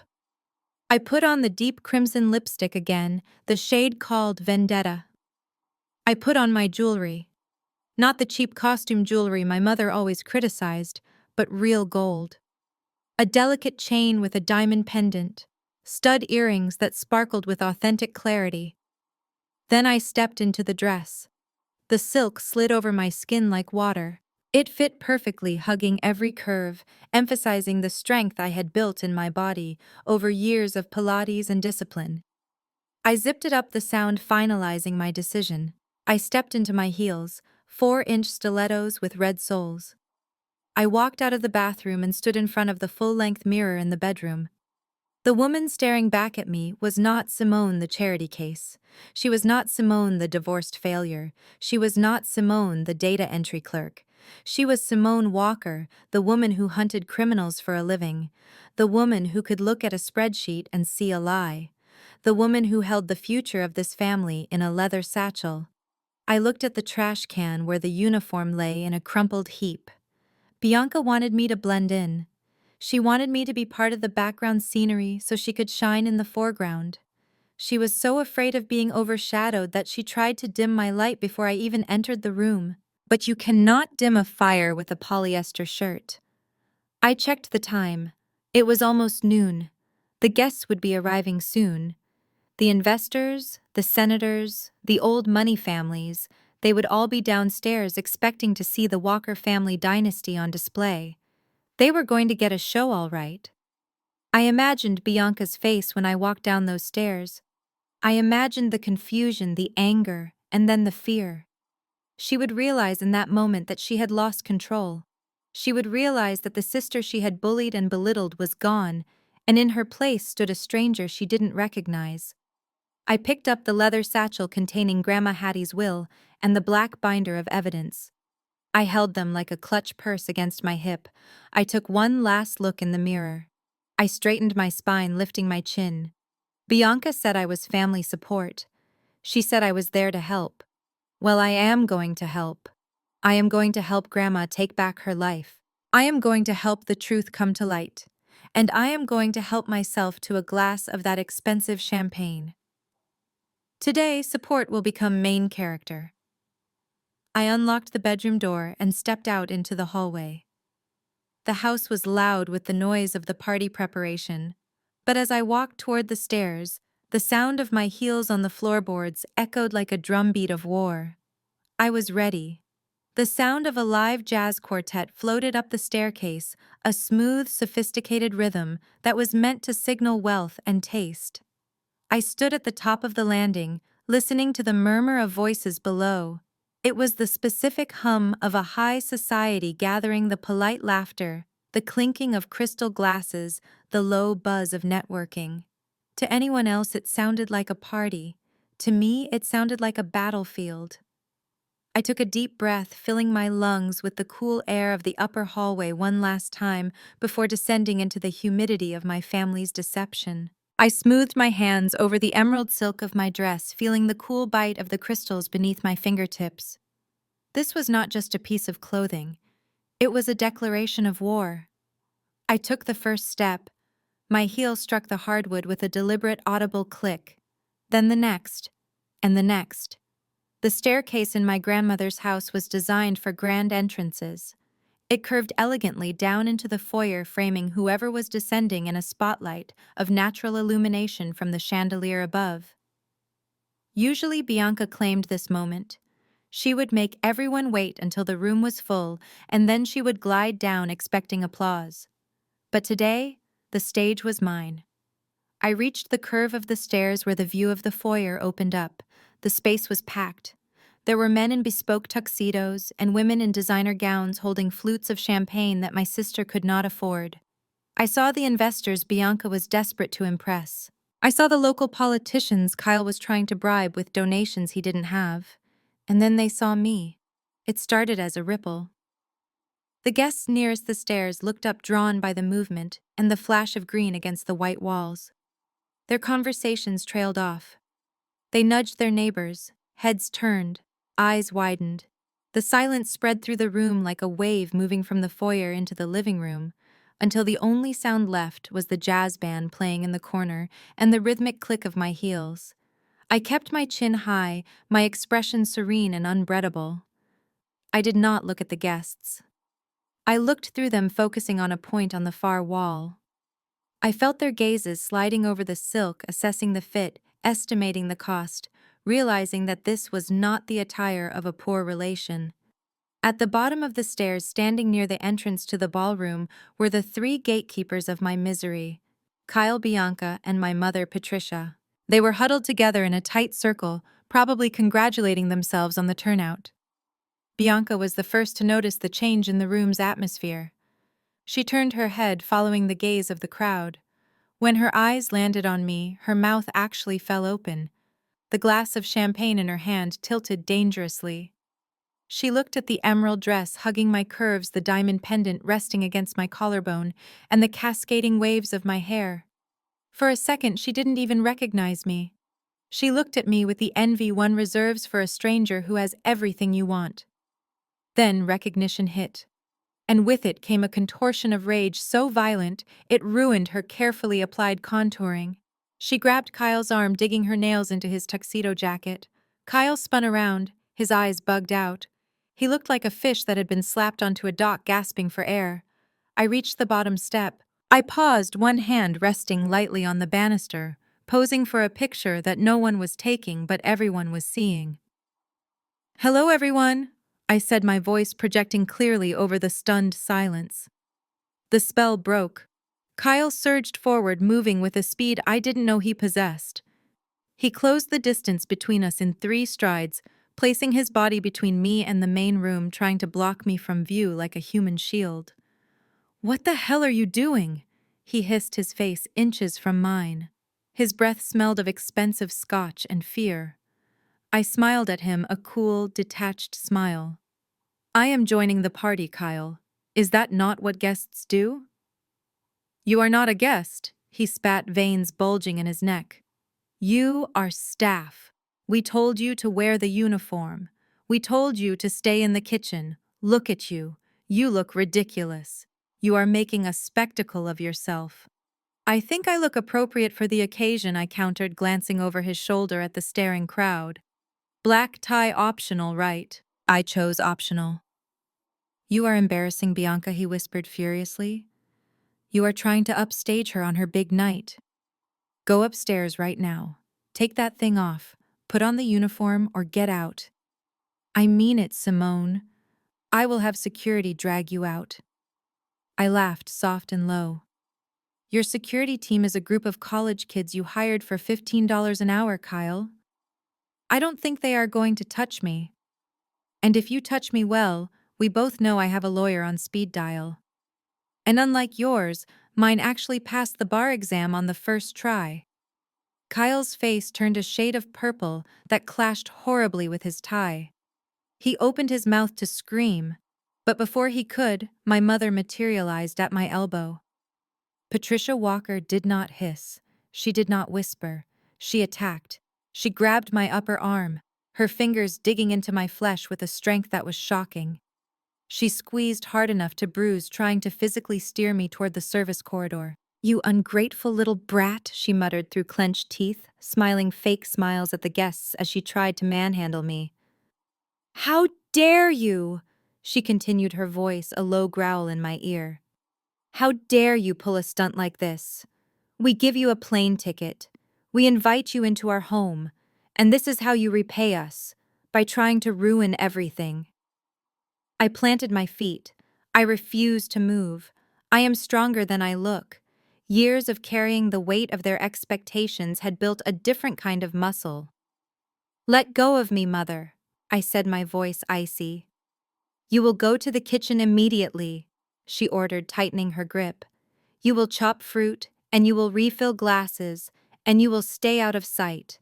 You are nothing but a distraction, Simone. Look at everyone staring. They are laughing at you. They are wondering why the charity case is playing dress-up in a rented gown." I looked at the crowd. They weren't laughing.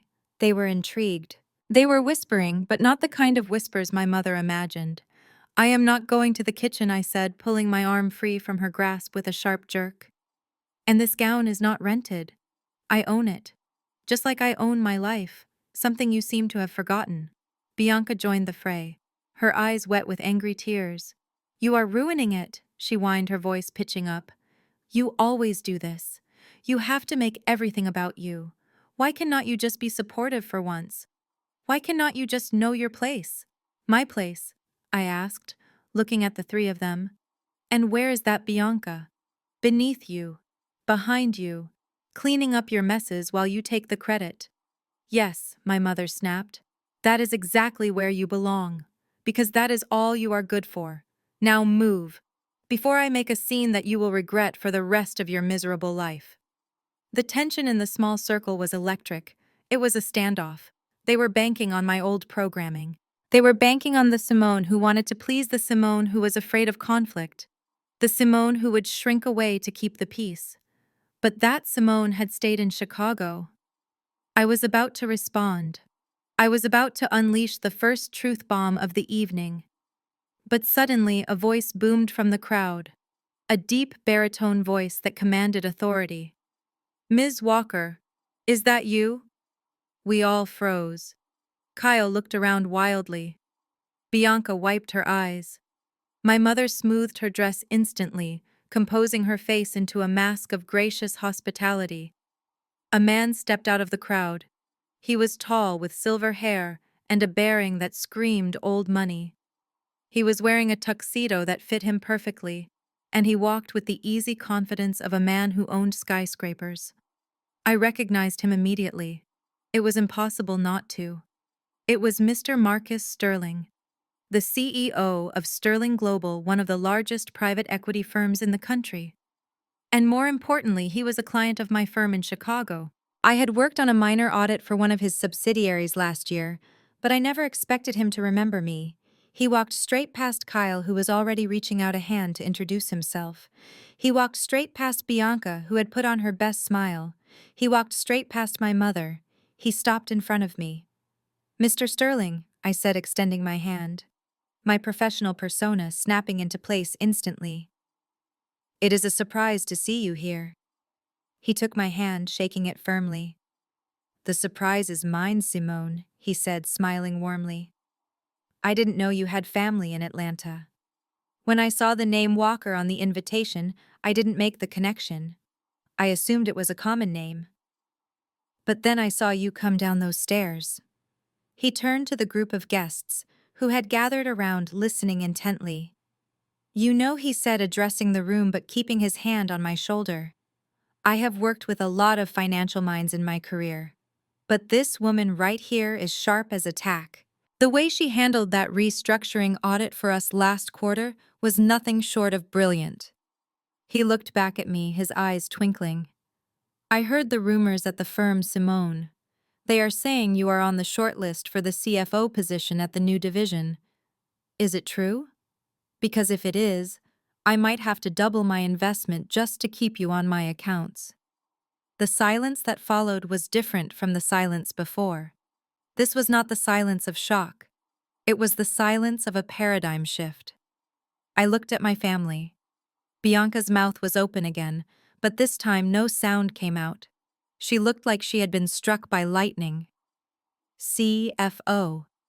The letters hung in the air above her head, mocking her influencer dreams. My mother looked confused. She blinked rapidly, trying to process the information. Her daughter, the data entry clerk, was being praised by a billionaire. It didn't fit the narrative. It didn't fit the script she had written for me. And Kyle. Kyle looked sick. The color had drained from his face completely, leaving him a pale, sweaty mess. He knew who Marcus Sterling was. He had probably spent months trying to get a meeting with him. And here was Marcus Sterling ignoring him to praise the woman Kyle had tried to send to the kitchen. I smiled at Mr. Sterling. Discussions are ongoing, I said smoothly. But I appreciate the vote of confidence, Marcus. It means a lot coming from you. Well, you deserve it, he said. Are you staying in town long? We should grab lunch. I have a project in Tokyo I want your eyes on. I would love that, I said. Mr. Sterling nodded, then finally seemed to notice the 3 statues standing next to me. Oh, forgive me, he said. These must be your relatives. He looked at Kyle, waiting for an introduction. Kyle cleared his throat. It sounded like a death rattle. He looked at Mr. Sterling, then he looked at me. I could see the wheels turning in his head. I could see the panic. He couldn't admit he was wrong. He couldn't admit that he had just tried to throw a future CFO out the back door. He had to maintain the lie. He had to double down. Yes, Kyle stammered, his smile stretching tight and thin across his face. I am Kyle Miller, Simone's brother-in-law, and this is her sister Bianca. He let out a nervous laugh, shifting his weight from foot to foot. You will have to forgive us, Mr. Sterling.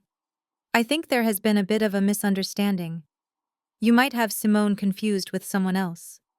Mr. Sterling frowned, his eyebrows drawing together. Confused? I don't think so. This is Simone Walker, from Deloitte and Touche. Kyle waved his hand dismissively, ignoring the danger signs. Oh, Simone works in Chicago, yes, Kyle said, his voice patronizing and loud. But she does data entry, basic clerical work. You know, filing, organizing spreadsheets. She is very good at it, of course. Very diligent. But CFO. He laughed again, looking around the room for support. I think you must be thinking of her boss. Simone tends to exaggerate her role sometimes. It is a family trait we are trying to help her with. She has a bit of an active imagination. The air left the room. Mr. Sterling's face went cold. He looked at Kyle with the expression one might use when stepping on a cockroach. He looked at the sweat on Kyle's forehead. He looked at the desperation in his eyes. Then he looked at me. He raised an eyebrow. Data entry, he repeated flatly. I looked at Kyle. I looked at the way he was pleading with me, with his eyes begging me to play along, begging me to be small so he could remain big. I took a sip of the air, tasting the victory. Actually, Kyle? I said, my voice soft but carrying to every corner of the foyer. I was promoted 3 years ago, around the same time you lost your license to sell commercial real estate. I turned back to Mr. Sterling. Kyle is the one with the imagination, I said. He likes to tell jokes, but sometimes he forgets the punchline. Mr. Sterling didn't laugh. He just stared at Kyle for a long, uncomfortable second. I see, he said. Well, nice to meet you. He turned his back on Kyle, completely cutting him out of existence. Simone, he said, offering me his arm. Let's go get a drink. I want to hear more about that restructuring. I took his arm. I felt the silk of my dress brush against his tuxedo. I stepped forward, leaving my family standing in the foyer, frozen in their humiliation. As we walked away, I heard my mother whisper to Bianca, "What just happened?" I didn't look back. I didn't have to. I knew exactly what happened. The hierarchy had just crumbled, and we hadn't even started the slideshow yet. The transition from the foyer to the ballroom was a study in cognitive dissonance. The guests who had witnessed the confrontation at the entrance were whispering behind their hands, their eyes darting between me and my family with hungry curiosity. But the majority of the room was still blissfully unaware. They were drinking vintage champagne and eating canapés, unaware that they were standing in the middle of a crime scene. I stood near a marble pillar, sipping a glass of sparkling water and watching my family regroup. They were huddled in the corner like a sports team that was losing the championship game. Kyle was wiping sweat from his forehead with a cocktail napkin. My mother was aggressively whispering instructions to a terrified waiter. And Bianca was fixing her makeup again, trying to plaster the mask of the perfect hostess back onto her crumbling reality. I checked my watch. It was time. The main event was scheduled to begin, and I knew exactly what was on the agenda. The lights in the ballroom dimmed. A spotlight swung across the room, searching for its target before landing on the small stage at the front.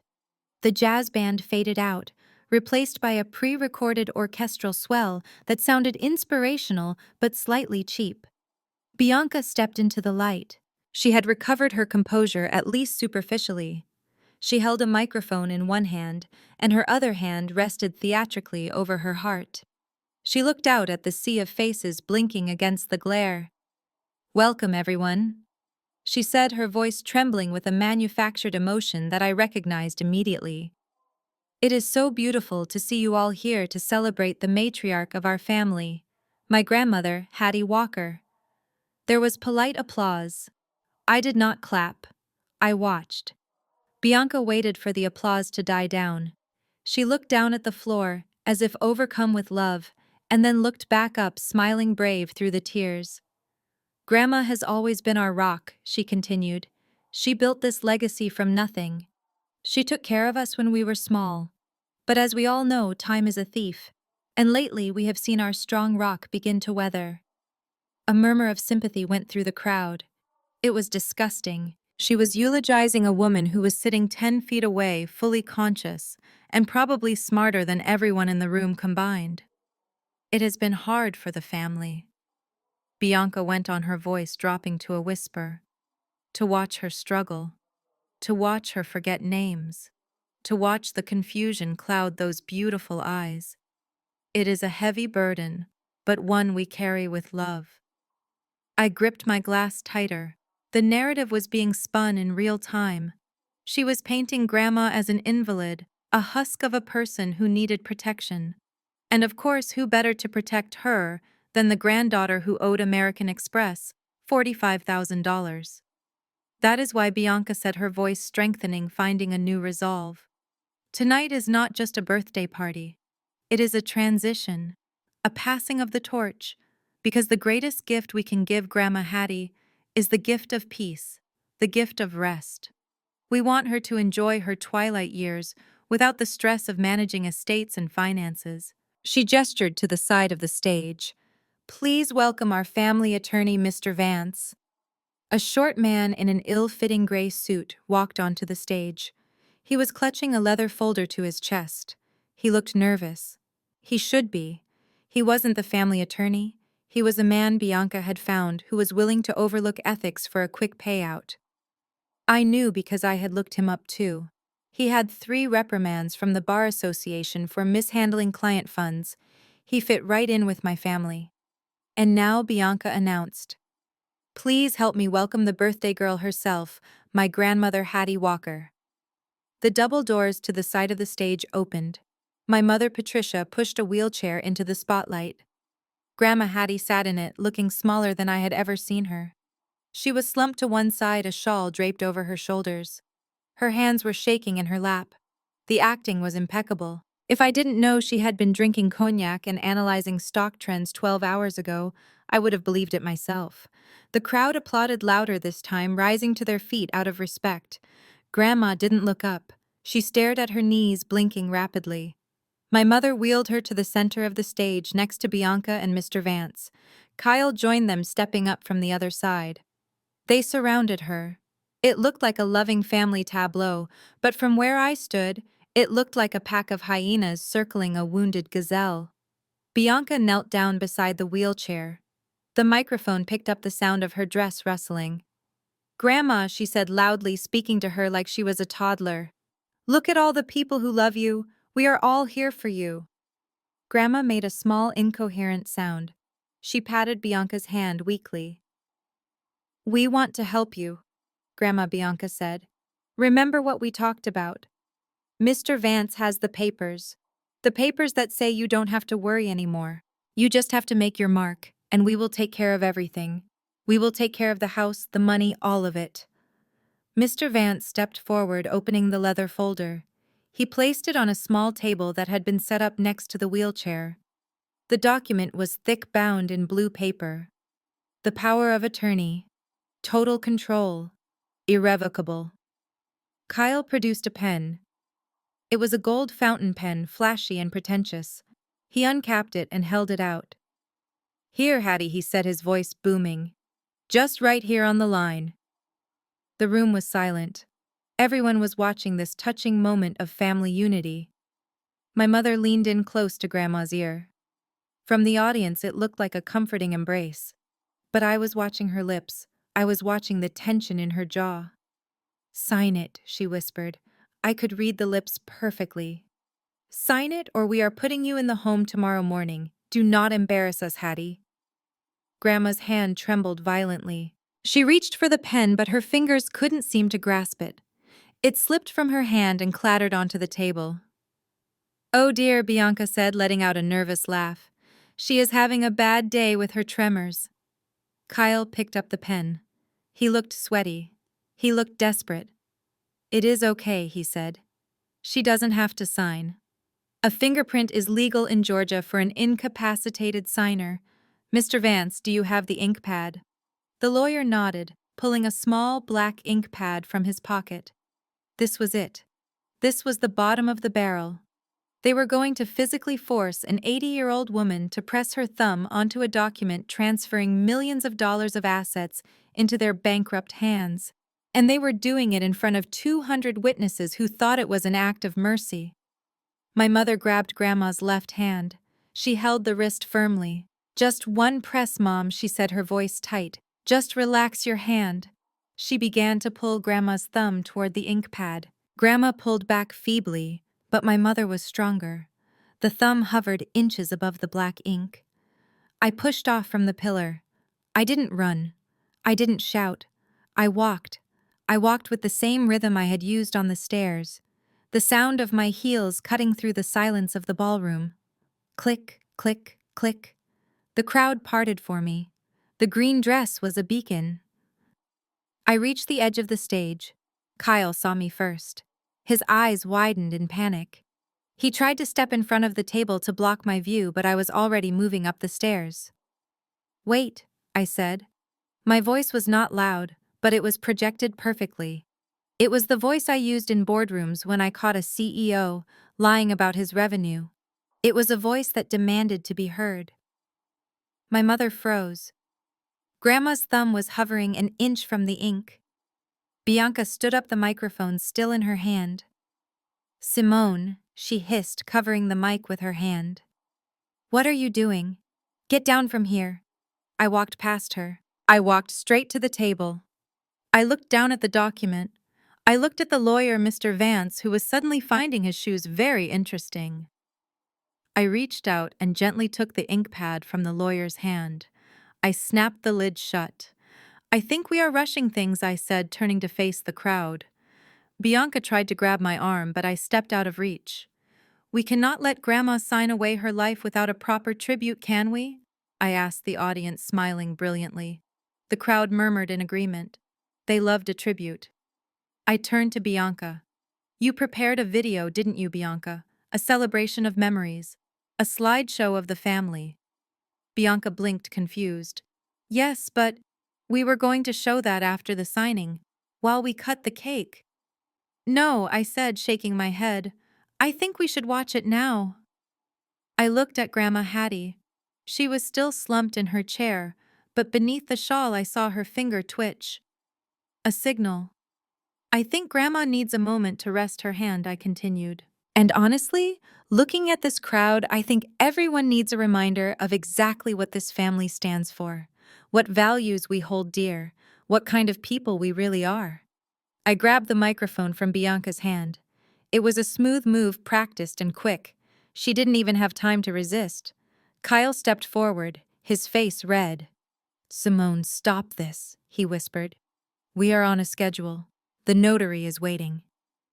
The notary can wait 5 minutes, Kyle, I said, speaking into the mic so everyone could hear. Unless there is some urgent reason, you need access to the accounts right this second. Is there? Kyle clamped his mouth shut. He couldn't say yes. He couldn't admit to the debt. I smiled at him. I didn't think so. I turned to the AV booth at the back of the room. I raised my hand, hit the lights I ordered, and play the video. Bianca looked relieved. She thought I was just delaying. She thought I was just trying to insert myself into the program. She thought the video was the one she had prepared, the one with the sappy music and the photos of her and Grandma smiling together. She didn't know that I had spent 3 hours in the control room this morning. She didn't know that I had replaced her file. She didn't know that the USB drive plugged into the projector contained a very different kind of family memory. The lights went down. The room plunged into darkness. The huge screen behind the stage flickered to life. My mother let go of Grandma's hand. She stood back, crossing her arms, annoyed but willing to wait. She thought she had won. She thought the signature was inevitable. I stepped back, standing next to Grandma's wheelchair. I rested my hand on her shoulder. Beneath the wool shawl, I felt her body tense, not with fear, but with anticipation. The screen turned white, and then the first image appeared. It wasn't a baby picture. It wasn't a wedding photo. It was a screenshot. High definition. Blow up to 300 inches. The header read, "The Winner's Circle. Group Chat." The first message appeared typed by Bianca. God, I hope the old hag kicks the bucket soon. I need that inheritance before Amex cancels my card. A gasp went through the room. It sounded like all the oxygen being sucked out at once. In the dark, I felt Grandma Hattie reach up and cover my hand with hers. She squeezed it. The show had begun. The darkness that fell over the ballroom was absolute. It was the kind of heavy, anticipated darkness that usually precedes a moment of joy, like the cutting of a cake or a toast to a long life well lived. The guests shifted in their seats, turning their faces toward the massive 300-inch projection screen that dominated the wall behind the stage. They were expecting a montage of sepia-toned photographs set to a sentimental violin track. They were expecting to see Hattie Walker as a young bride, as a mother, as a grandmother, holding newborn babies. They were prepared to wipe away a polite tear and murmur about the beauty of legacy. I stood at the edge of the stage, the microphone cool and heavy in my hand. I felt the hum of the projector powering up, a vibration that traveled through the floorboards and into the soles of my heels. It felt like the engine of a tank rolling into battle. Beside me, my mother Patricia stood with her arms crossed, looking impatient but confident. She had no idea what was coming. She thought I had surrendered. She thought I was playing the video she had approved, the one that painted her as the dutiful daughter and me as the distant failure. Then the beam of light cut through the dark. It hit the screen with blinding intensity. The image that materialized was crystal clear. It was not a photograph. It was a screenshot. The background was the familiar interface of a smartphone messaging app. The header at the top was magnified to the size of a billboard. The Winner's Circle. Beneath the group name, the list of participants was visible. Bianca, Kyle, Mom. The room was silent for a heartbeat. The guests were confused.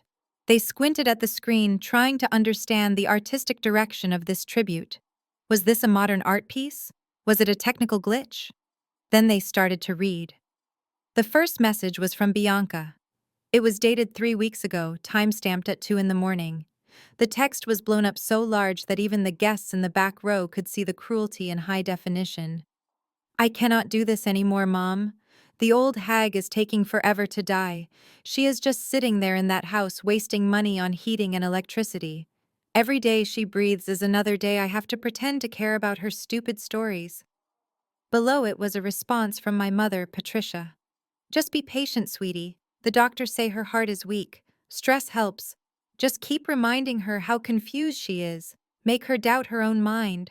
Once she signs the power of attorney, we can put her in the meadows and sell the estate before summer. A sound rippled through the room. It started low, a collective intake of breath that sounded like the air being sucked out of a vacuum. Then came the gasp. It was a physical reaction, a visceral recoil from the words on the screen.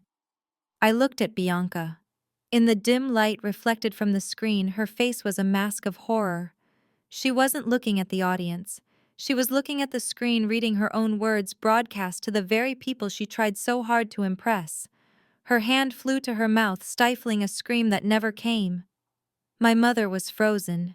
She stared at the screen as if she could burn the image away with the sheer force of her denial. She looked at the guests who were now turning to look at her with expressions of disgust and disbelief. But I wasn't done. I signaled the technician in the booth. Next slide. The screen flickered and a new image appeared. This one was a conversation between Bianca and Kyle. Kyle's message was highlighted in green. I put 500 on the under, Bianca replied. Under what? Kyle wrote back. Under 6 months. I bet the boys at the club that the old lady kicks the bucket before Christmas. If she holds on until New Year, I lose $50. But if she goes early, we can use the life insurance to pay off the Rover. Daddy needs a new car. This time, the reaction wasn't just gasps. It was audible murmurs of outrage. A woman in the front row, a prominent donor to the church my grandmother built, actually covered her eyes. A senator who had been shaking Kyle's hand 10 minutes ago took a step back, as if Kyle had suddenly become contagious. I watched Kyle. He was standing near the wheelchair, his face illuminated by the glow of his own malice. He looked like a trapped animal. He looked at the screen, then at the audience, then at me. His eyes were wild. He realized in that moment that his social capital had just evaporated. He wasn't the charming real estate mogul anymore. He was a ghoul betting on the death of an 80-year-old woman to pay for a luxury SUV. I raised the microphone to my lips. My voice was calm, steady, and amplified to fill every corner of the room. We often talk about the value of family. I said, my words cutting through the murmurs. We talk about love and support, but sometimes the most honest conversations happen when we think no one is listening. I looked directly at Bianca. You wanted a tribute, Bianca. You wanted everyone to know how much you care. I think this shows exactly how much you care. You care about the timeline. You care about the payout. Bianca shook her head frantically, tears streaming down her face, ruining her makeup for the second time that day. No, she sobbed, her voice cracking without the microphone, but still audible in the stunned silence. That is fake. She photoshopped it. That is not real. Not. I smiled. Is it? I asked. Well, let's look at the next slide. Because numbers are harder to photoshop than text. I clicked the remote in my hand. Slide 3. This was the kill shot. This was the forensic accounting. The screen split into 2 columns. On the left was a document with the logo of the Internal Revenue Service. It was a notice of intent to levy. The name Kyle Miller was clearly visible along with a social security number that I had partially redacted for legal reasons, but left enough visible to be identifiable. The amount owed was highlighted in red, $124,000 in back taxes and penalties. On the right side of the screen was a foreclosure notice from the bank addressed to Bianca Walker. Notice of default. Amount to cure default. $45,000. Immediate auction scheduled for August 15th. August 15th. That was 3 days away. The room went deadly silent. This was the kind of silence that destroys reputations permanently. In this social circle, debt was the ultimate sin. Being mean was forgivable. Being broke was not. Being a fraud who pretended to be rich while drowning in debt was a social death sentence. The image remained on the screen, burning the truth into the retinas of every guest. The juxtaposition was brutal. The text messages showed the motive. The financial documents showed the desperation. They weren't grieving grandchildren. They were desperate debtors looking for a bailout. Kyle snapped. The realization of what was happening hit him like a physical blow. He saw Mr. Sterling, the billionaire investor, staring at the screen with a look of utter contempt. He saw his carefully constructed facade crumbling into dust. "Turn it off!" he screamed, his voice cracking into a high-pitched shriek. "Turn it off right now!" He lunged toward the stage. He moved with the frantic energy of a man who has nothing left to lose. He wasn't coming for me. He was coming for the projector. He wanted to destroy the evidence. He wanted to make the darkness come back so he could hide in it. He scrambled up the stairs, his eyes fixed on the AV booth at the back of the room. "You crazy bitch!" he yelled at me as he ran past. "You are lying. It is all lies." He made it 3 steps past the podium before a wall of black muscle materialized in front of him. 2 men stepped out from the shadows of the curtains. They were wearing catering uniforms, the same white shirts and black pants Bianca had tried to force me into. But they were not waiters. They were private security contractors I had hired from a firm in Chicago. Former military, imposing, professional. One of them simply held out a hand, palm open, flat against Kyle's chest. Kyle ran into the hand like he had hit a brick wall. The impact stopped him dead in his tracks. He stumbled back, winded, gasping for air. "Sit down, mister." Miller the guard said, his voice low and devoid of emotion. Kyle looked at the guard, then at me. He looked around for help. But there was no help. The guests were watching him with a mixture of horror and fascination. No one moved to assist him. No one spoke up to defend him. He was alone on an island of his own making. I walked over to where he stood, trembling. I looked down at him from the height of my heels. "It is over, Kyle," I said into the microphone. I turned back to the audience. I gestured to the screen where the red numbers of their debt were still glowing ominous and bright. "I am sorry to interrupt the party," I said, my voice soft but firm. But my grandmother was about to sign a document that would have given total control of her estate to these 3 people. I pointed to my mother, my sister, and my brother-in-law. "They told you it was because she is sick. They told you it was because she is confused. They told you it was an act of love." I paused, letting the words hang in the air. "But as you can see, love has nothing to do with it. This is not a guardianship. This is a robbery." I walked over to Grandma Hattie. She was sitting up straight now. She had pulled the shawl off her shoulders. She looked at the audience not with the vacant stare of a dementia patient, but with the sharp, clear gaze of the woman who had built this dynasty. "They need the inheritance," I said, standing beside her. "Not because they want to preserve her legacy, but because they are bankrupt. They have spent money they do not have to impress people they do not like. And now that the bill has come due, they tried to use my grandmother as their checkbook." I looked at Bianca, who was now sobbing openly, her face buried in her hands. "You called me the charity case, Bianca," I said. "You mocked me for living small. You mocked me for working hard. But tonight we see who the real charity case is." I turned back to the crowd. My grandmother is not dying. She is not senile, and she is certainly not signing that paper. I reached down to the table where the power of attorney document still lay next to the uncapped gold pen. I picked it up. I held it up to the light so everyone could see the blue legal binding.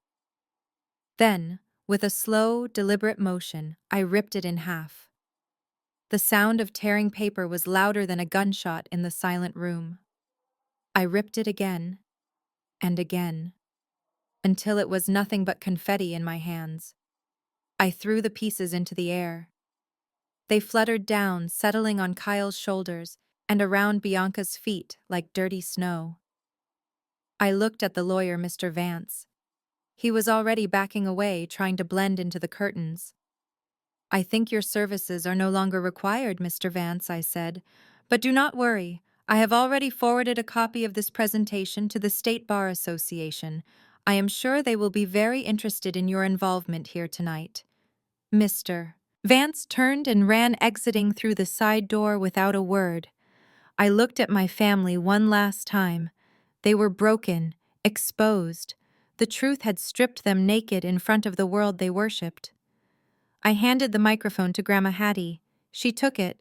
Her hand was steady. She cleared her throat. And then she spoke. The ballroom was a cacophony of noise. Bianca was screeching like a banshee, claiming Russian hackers had infiltrated her phone. It was a desperate, pathetic performance. She was grabbing at the guests' sleeves, begging them to believe her, but they were pulling away, their faces twisted in disgust. My mother, Patricia, stood frozen near the overturned ink pad, her face draining of color as she realized her social standing had just evaporated.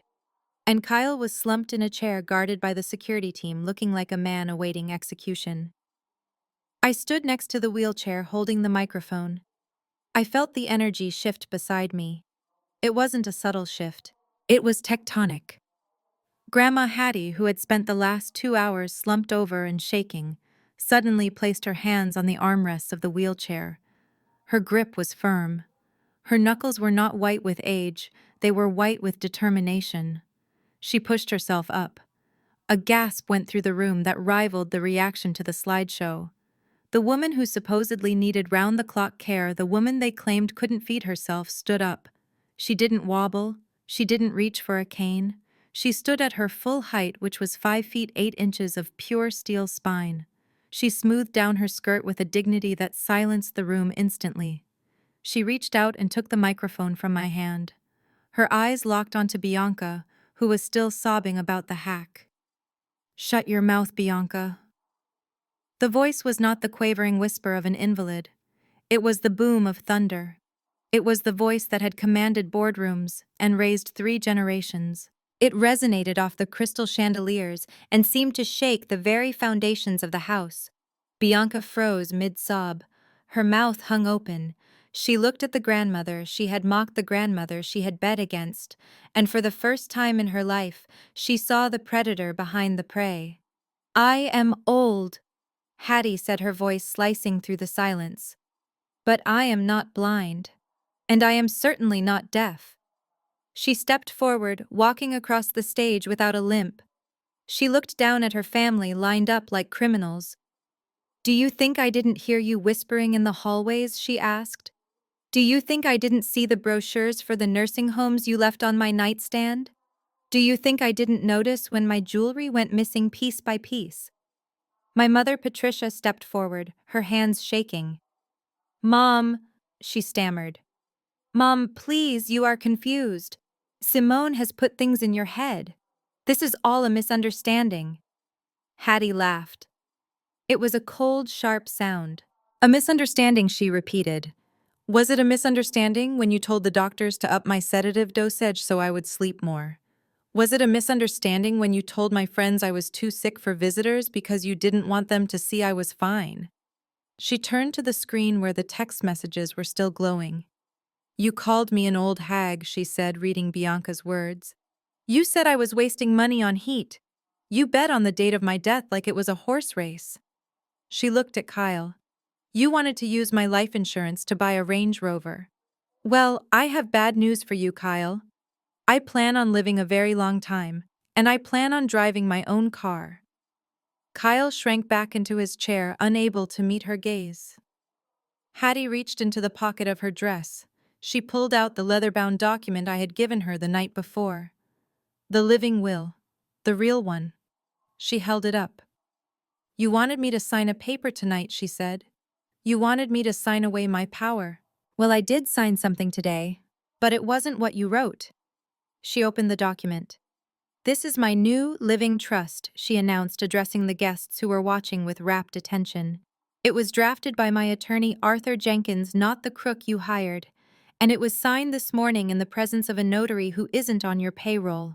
She put on her reading glasses. The gesture was deliberate and calm. She began to read. I, Harriet Walker, being of sound mind and body, do hereby revoke all previous wills and powers of attorney regarding my daughter, Patricia Walker, my granddaughter, Bianca Walker, and her husband, Kyle Miller. She looked up over her glasses. I leave you nothing, Bianca screamed. It was a guttural sound of pure greed being denied. No, she shrieked. You cannot do that. We are family. Family, Hattie snapped. Family does not steal from family. Family does not wish for death. You are not family. You are parasites. She looked back at the document. Furthermore, she read, I am aware of the debts incurred by these three individuals. Let it be known that the Walker estate assumes no responsibility for these debts. The house in Sandy Springs is not mine to save. The credit card bills are not mine to pay. You dug those holes, you can lie in them. My mother fell to her knees. Mom, please, she begged, tears streaming down her face. We will lose everything. They will take the house. We will be on the street. Hattie looked down at her own daughter with a mixture of pity and disgust. You should have thought of that before you booked a private jet on a credit card you couldn't pay, she said. You should have thought of that before you treated my home like an ATM. She turned the page. Now she said, her voice softening slightly but gaining power. As for the disposition of my assets, the house, the land in South Carolina, the stock portfolio, and the Walker Family Foundation. She turned and pointed at me. I hereby transfer full control and trusteeship to my granddaughter, Simone Walker. The room gasped again. I stood there head high, accepting the mantle. She is the only one who has ever contributed to this family without asking for a receipt, Hattie said. She is the only one who paid for my care when you told me the money ran out. She is the only one who built a career with her own hands while you were busy trying to spend mine. Hattie walked over to me. She handed me the leather folder. It was heavy. It felt like justice. She turned back to the sobbing trio on the floor. You called her a charity case, Hattie said, her voice dripping with irony. You mocked her for being poor. You laughed at her clothes. You laughed at her job. She smiled a smile that was terrifyingly sharp. Well, joke's on you, because now she is the charity. Hattie leaned into the microphone. Simone now controls the entire estate. Every dime, every acre. If you want money for food, if you want money for rent, if you want a single penny from the Walker name, you will have to fill out an application. You will have to submit a proposal, and you will have to wait for her approval. She looked at Bianca. So if you want to save your house, I suggest you start being very nice to the sister you tried to turn into a servant, because she is the only bank in town that hasn't blacklisted you yet. Bianca looked at me. Her eyes were wide with horror. She realized the power dynamic had not just shifted, it had inverted. She would have to beg. She would have to crawl. And she knew I was a forensic accountant. I didn't approve bad investments. Hattie wasn't done. She looked at her watch. Now she said, This is my birthday party. And the air in here smells like desperation. It is ruining my appetite. She signaled to the security guards. The two men who were guarding Kyle straightened up. Two more stepped out from the wings. Please escort these three individuals off my property, Hattie ordered, pointing at the door. What? Kyle shouted, standing up. You cannot kick us out. We live here. Not anymore, Hattie said. I changed the locks this morning while you were getting your hair done. Your bags are already on the curb. I had the staff pack them. Don't worry, we used garbage bags. It seemed appropriate. The security guards moved in. They grabbed Kyle by the arms. He tried to struggle, but he was no match for them. They lifted him off his feet. Bianca tried to run toward Grandma, but another guard blocked her path, gently but firmly guiding her toward the exit. My mother, Patricia, stood up. She looked at Grandma, then she looked at me. She tried one last manipulation. Simone, she said, her voice trembling. Are you really going to let them do this? I am your mother. I looked at her. I looked at the woman who had watched me be bullied for 30 years and joined in. I looked at the woman who told me to wear a uniform to a party. I checked the time on my imaginary watch. You should probably go, Mom, I said, my voice cool and detached. I hear the Uber rates surge around this time of night, and I don't think you have a ride. Security, take them out, Hattie boomed. The guards began to march them toward the double doors. The guests parted like the Red Sea. No one made eye contact with them. They were pariahs. As they were dragged past the screen, past the glowing evidence of their betrayal, Kyle started screaming obscenities. Bianca was wailing. My mother was silent. Her head hung low. The doors swung open. The humid night air rushed in. The guards shoved them out onto the porch and closed the heavy oak doors with a final resonant thud. The silence that followed was absolute. 200 people stood in the ballroom staring at the closed doors. Then Grandma Hattie turned back to the microphone. She adjusted her shawl. She looked at the crowd. I apologize for the interruption, she said, her voice returning to the gracious tone of a hostess. It seems we had some trash to take out. She looked at the band leader. Hit it, boys, she said. I believe I was promised a cake. The band struck up a lively jazz number. The tension broke. The guests laughed a little nervously at first, but then with genuine relief. The waiters began to circulate with fresh champagne. Grandma walked over to me. She took the microphone from my hand and placed it on the stand. Then she pulled me into a hug. It was the kind of hug that crushed ribs and mended hearts. We did it, she whispered in my ear. I hugged her back, tears pricking my eyes, not tears of sadness, but tears of release. We did it, Grandma, I said. Mr. Sterling walked up to us holding 2 glasses of champagne. He handed one to Grandma and one to me. That, he said, looking at the closed doors, was the most impressive board meeting I have ever attended. Grandma took the glass. She raised it to him. Mr. Sterling, she said, I hope you will stay for cake. Simone tells me you have an opening for a CFO. We should discuss her signing bonus. I laughed. The sound was free and light. I looked at the screen, which was now showing a photo of me and Grandma from 20 years ago, smiling on the porch. The charity case was closed. The trust fund baby was dead.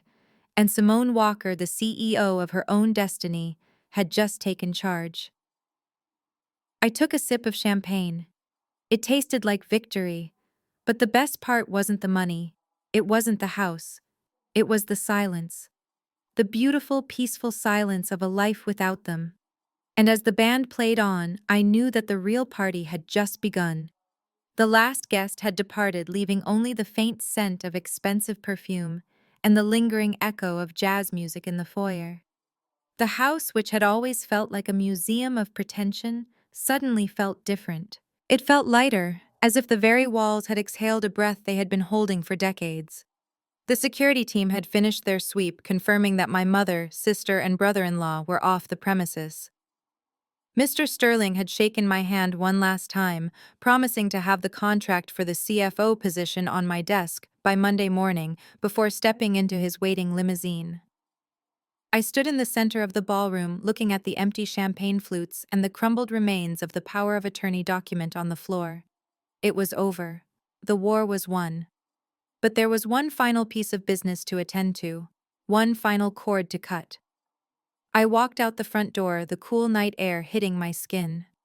My Porsche was waiting in the driveway, its black paint gleaming under the porch lights. I saw the valet driver approaching, but I waved him off. I wanted to drive myself. I wanted to feel the steering wheel in my hands, the control that I had fought so hard to regain. As I walked toward the car, a shadow detached itself from the side of the house. I knew who it was before she stepped into the light. Her posture was slumped, her shoulders hunched, the arrogant matriarch replaced by a trembling old woman terrified of the future she had created. It was my mother, Patricia. She had obviously waited in the bushes, hiding from the security guards, waiting for a moment alone with me. Her makeup was smeared, and her dress, which had looked so elegant hours ago, now hung on her frame like a shroud.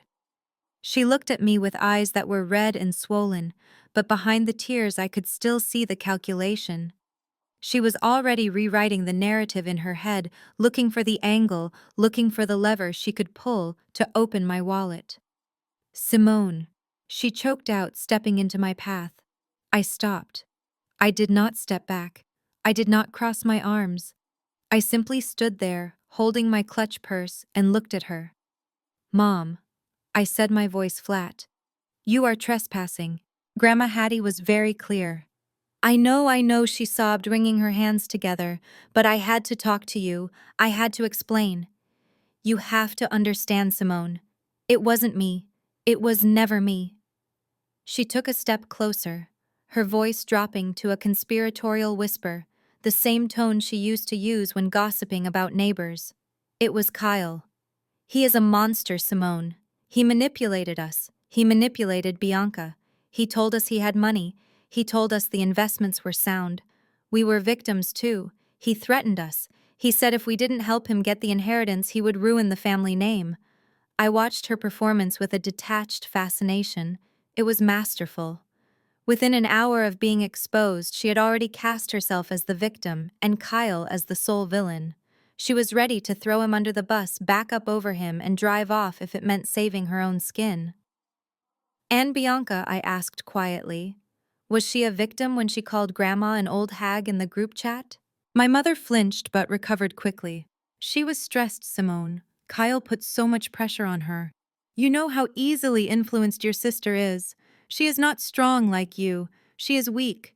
She needs guidance. She needs her mother. And she needs her sister. She reached out, trying to take my hand.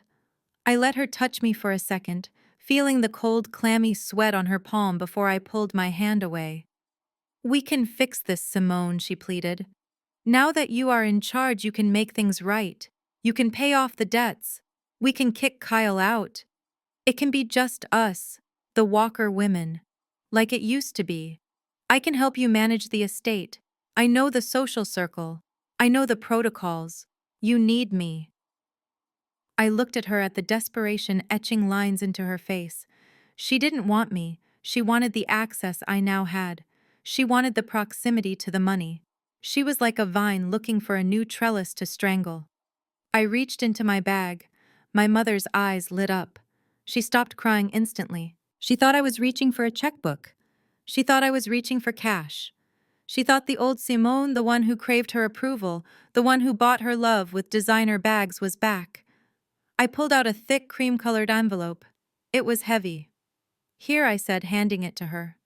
She snatched it from my hand, her fingers trembling with greed. She ripped it open, expecting to see a check with a lot of zeros. She pulled out the stack of papers, her brow furrowed. She flipped through them. They weren't checks. They were invoices. Page after page of billing statements from Dr. Evans, my therapist in Chicago. 8 years of weekly sessions. 8 years of undoing the damage she had inflicted. What is this? She asked, looking up at me in confusion. I took a step closer, invading her personal space for the first time. That is the cost of being your daughter, I said. She stared at me, her mouth opening and closing. I calculated it.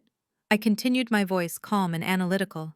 At $200 a session for 8 years, plus the cost of anxiety medication and the lost wages from the days I couldn't get out of bed because I felt worthless, it comes to about $80,000. I pointed to the papers in her hand. You asked for money, Mom. You asked to be family. Well, families share burdens, right? So you can keep that. That is my burden. Simone. She whispered, the paper shaking in her hand. This is cruel. No, I said. Cruel is betting on your daughter's divorce. Cruel is telling your child she is a charity case while you steal from her grandmother. This isn't cruel. This is accounting. I walked around her toward the driver's side of the Porsche. I am not a bank mom. And I am certainly not the emotional trash can you use to dump your insecurities into anymore. The bank is closed. The trash can is full. I opened the car door. Simone. Wait, she cried, reaching for the handle. Where will I go? I have nowhere to go. I paused, looking at her over the roof of the car. You are a smart woman, Patricia. You always told me I had to figure things out on my own. You told me struggle builds character. I opened the door and slid into the leather seat. Well, consider this a character-building opportunity. One last thing I said, leaning out the window. She looked at me, hope flaring one last time in her eyes. I changed my number this morning. Don't look for me. And don't look for Grandma. If you come near the estate again, the security team has instructions to call the police. And unlike the security team tonight, the police won't be as gentle. I pulled the door shut. The sound was a solid, heavy thud that sealed off the outside world.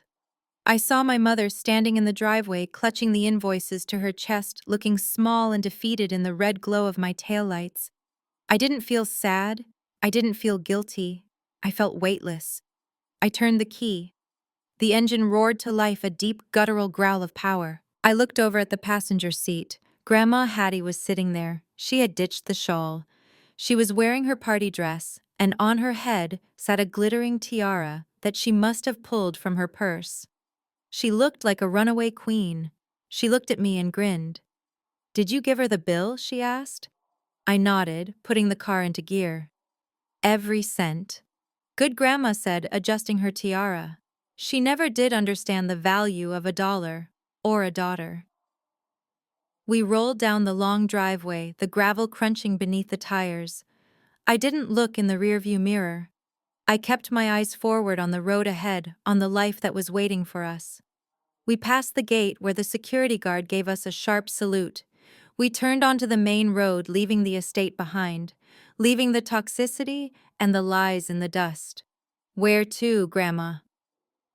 I asked, pressing down on the accelerator, feeling the car surge forward.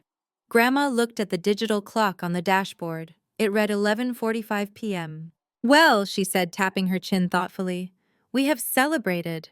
We have conquered. We have evicted the parasites. I think we deserve a treat." She looked at me, her eyes twinkling. "Is the ice cream machine working at McDonald's, do you think?"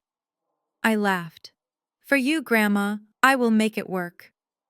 20 minutes later, the sleek black Porsche Panamera pulled into the parking lot of a 24-hour McDonald's on the outskirts of Buckhead.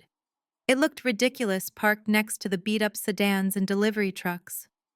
I was wearing a $5,000 emerald gown. Grandma was wearing a tiara and diamonds. We walked inside, holding our heads high. The teenager behind the counter looked up, his eyes widening as he took in our appearance. He looked like he thought he was hallucinating. "Can I help you?" he stammered. Grandma stepped up to the counter. "Yes, young man," she said with the same authority she had used to banish Kyle. "2 McFlurries with extra Oreo and large fries, fresh ones." We sat in a booth near the window, the fluorescent lights buzzing overhead. It was a far cry from the crystal chandeliers and the jazz quartet, but as I watched Grandma dip a French fry into her ice cream, her face relaxed and happy, I knew this was the best meal I had ever had. We didn't talk about Bianca. We didn't talk about the money. We talked about the future. Grandma told me about a trip she wanted to take to Italy. She asked me about the CFO job. She told me stories about my grandfather that I had never heard before, stories about how they built their life not with greed, but with grit. I looked at her, at the wrinkles around her eyes that were crinkling with laughter. I realized that the inheritance wasn't the money. The inheritance was this spirit, this resilience, this ability to find joy in a plastic booth in the middle of the night. I took a spoonful of ice cream, the cold sweetness hitting my tongue. My phone buzzed in my purse. I ignored it. I knew it was probably a notification from the security company, or maybe an email from Mr. Sterling. It didn't matter. It could wait. I looked out the window at the dark parking lot. Somewhere out there, my family was scrambling, dealing with the consequences of their actions. They were calling lawyers who wouldn't answer. They were looking for hotels that required credit cards they didn't have. They were feeling the cold wind of reality for the first time. They had spent 8 years calling me a charity case. They had spent 8 years trying to make me feel small, so they could feel big. They thought wealth was something you wore, something you drove, something you performed. They didn't understand that true wealth is freedom. True wealth is sleeping at night knowing you haven't hurt anyone. True wealth is sitting in a McDonald's with the person you love most in the world, knowing that no one can ever take this moment away from you. Grandma caught me staring. "What are you thinking, Simone?" she asked, wiping a crumb from her lip.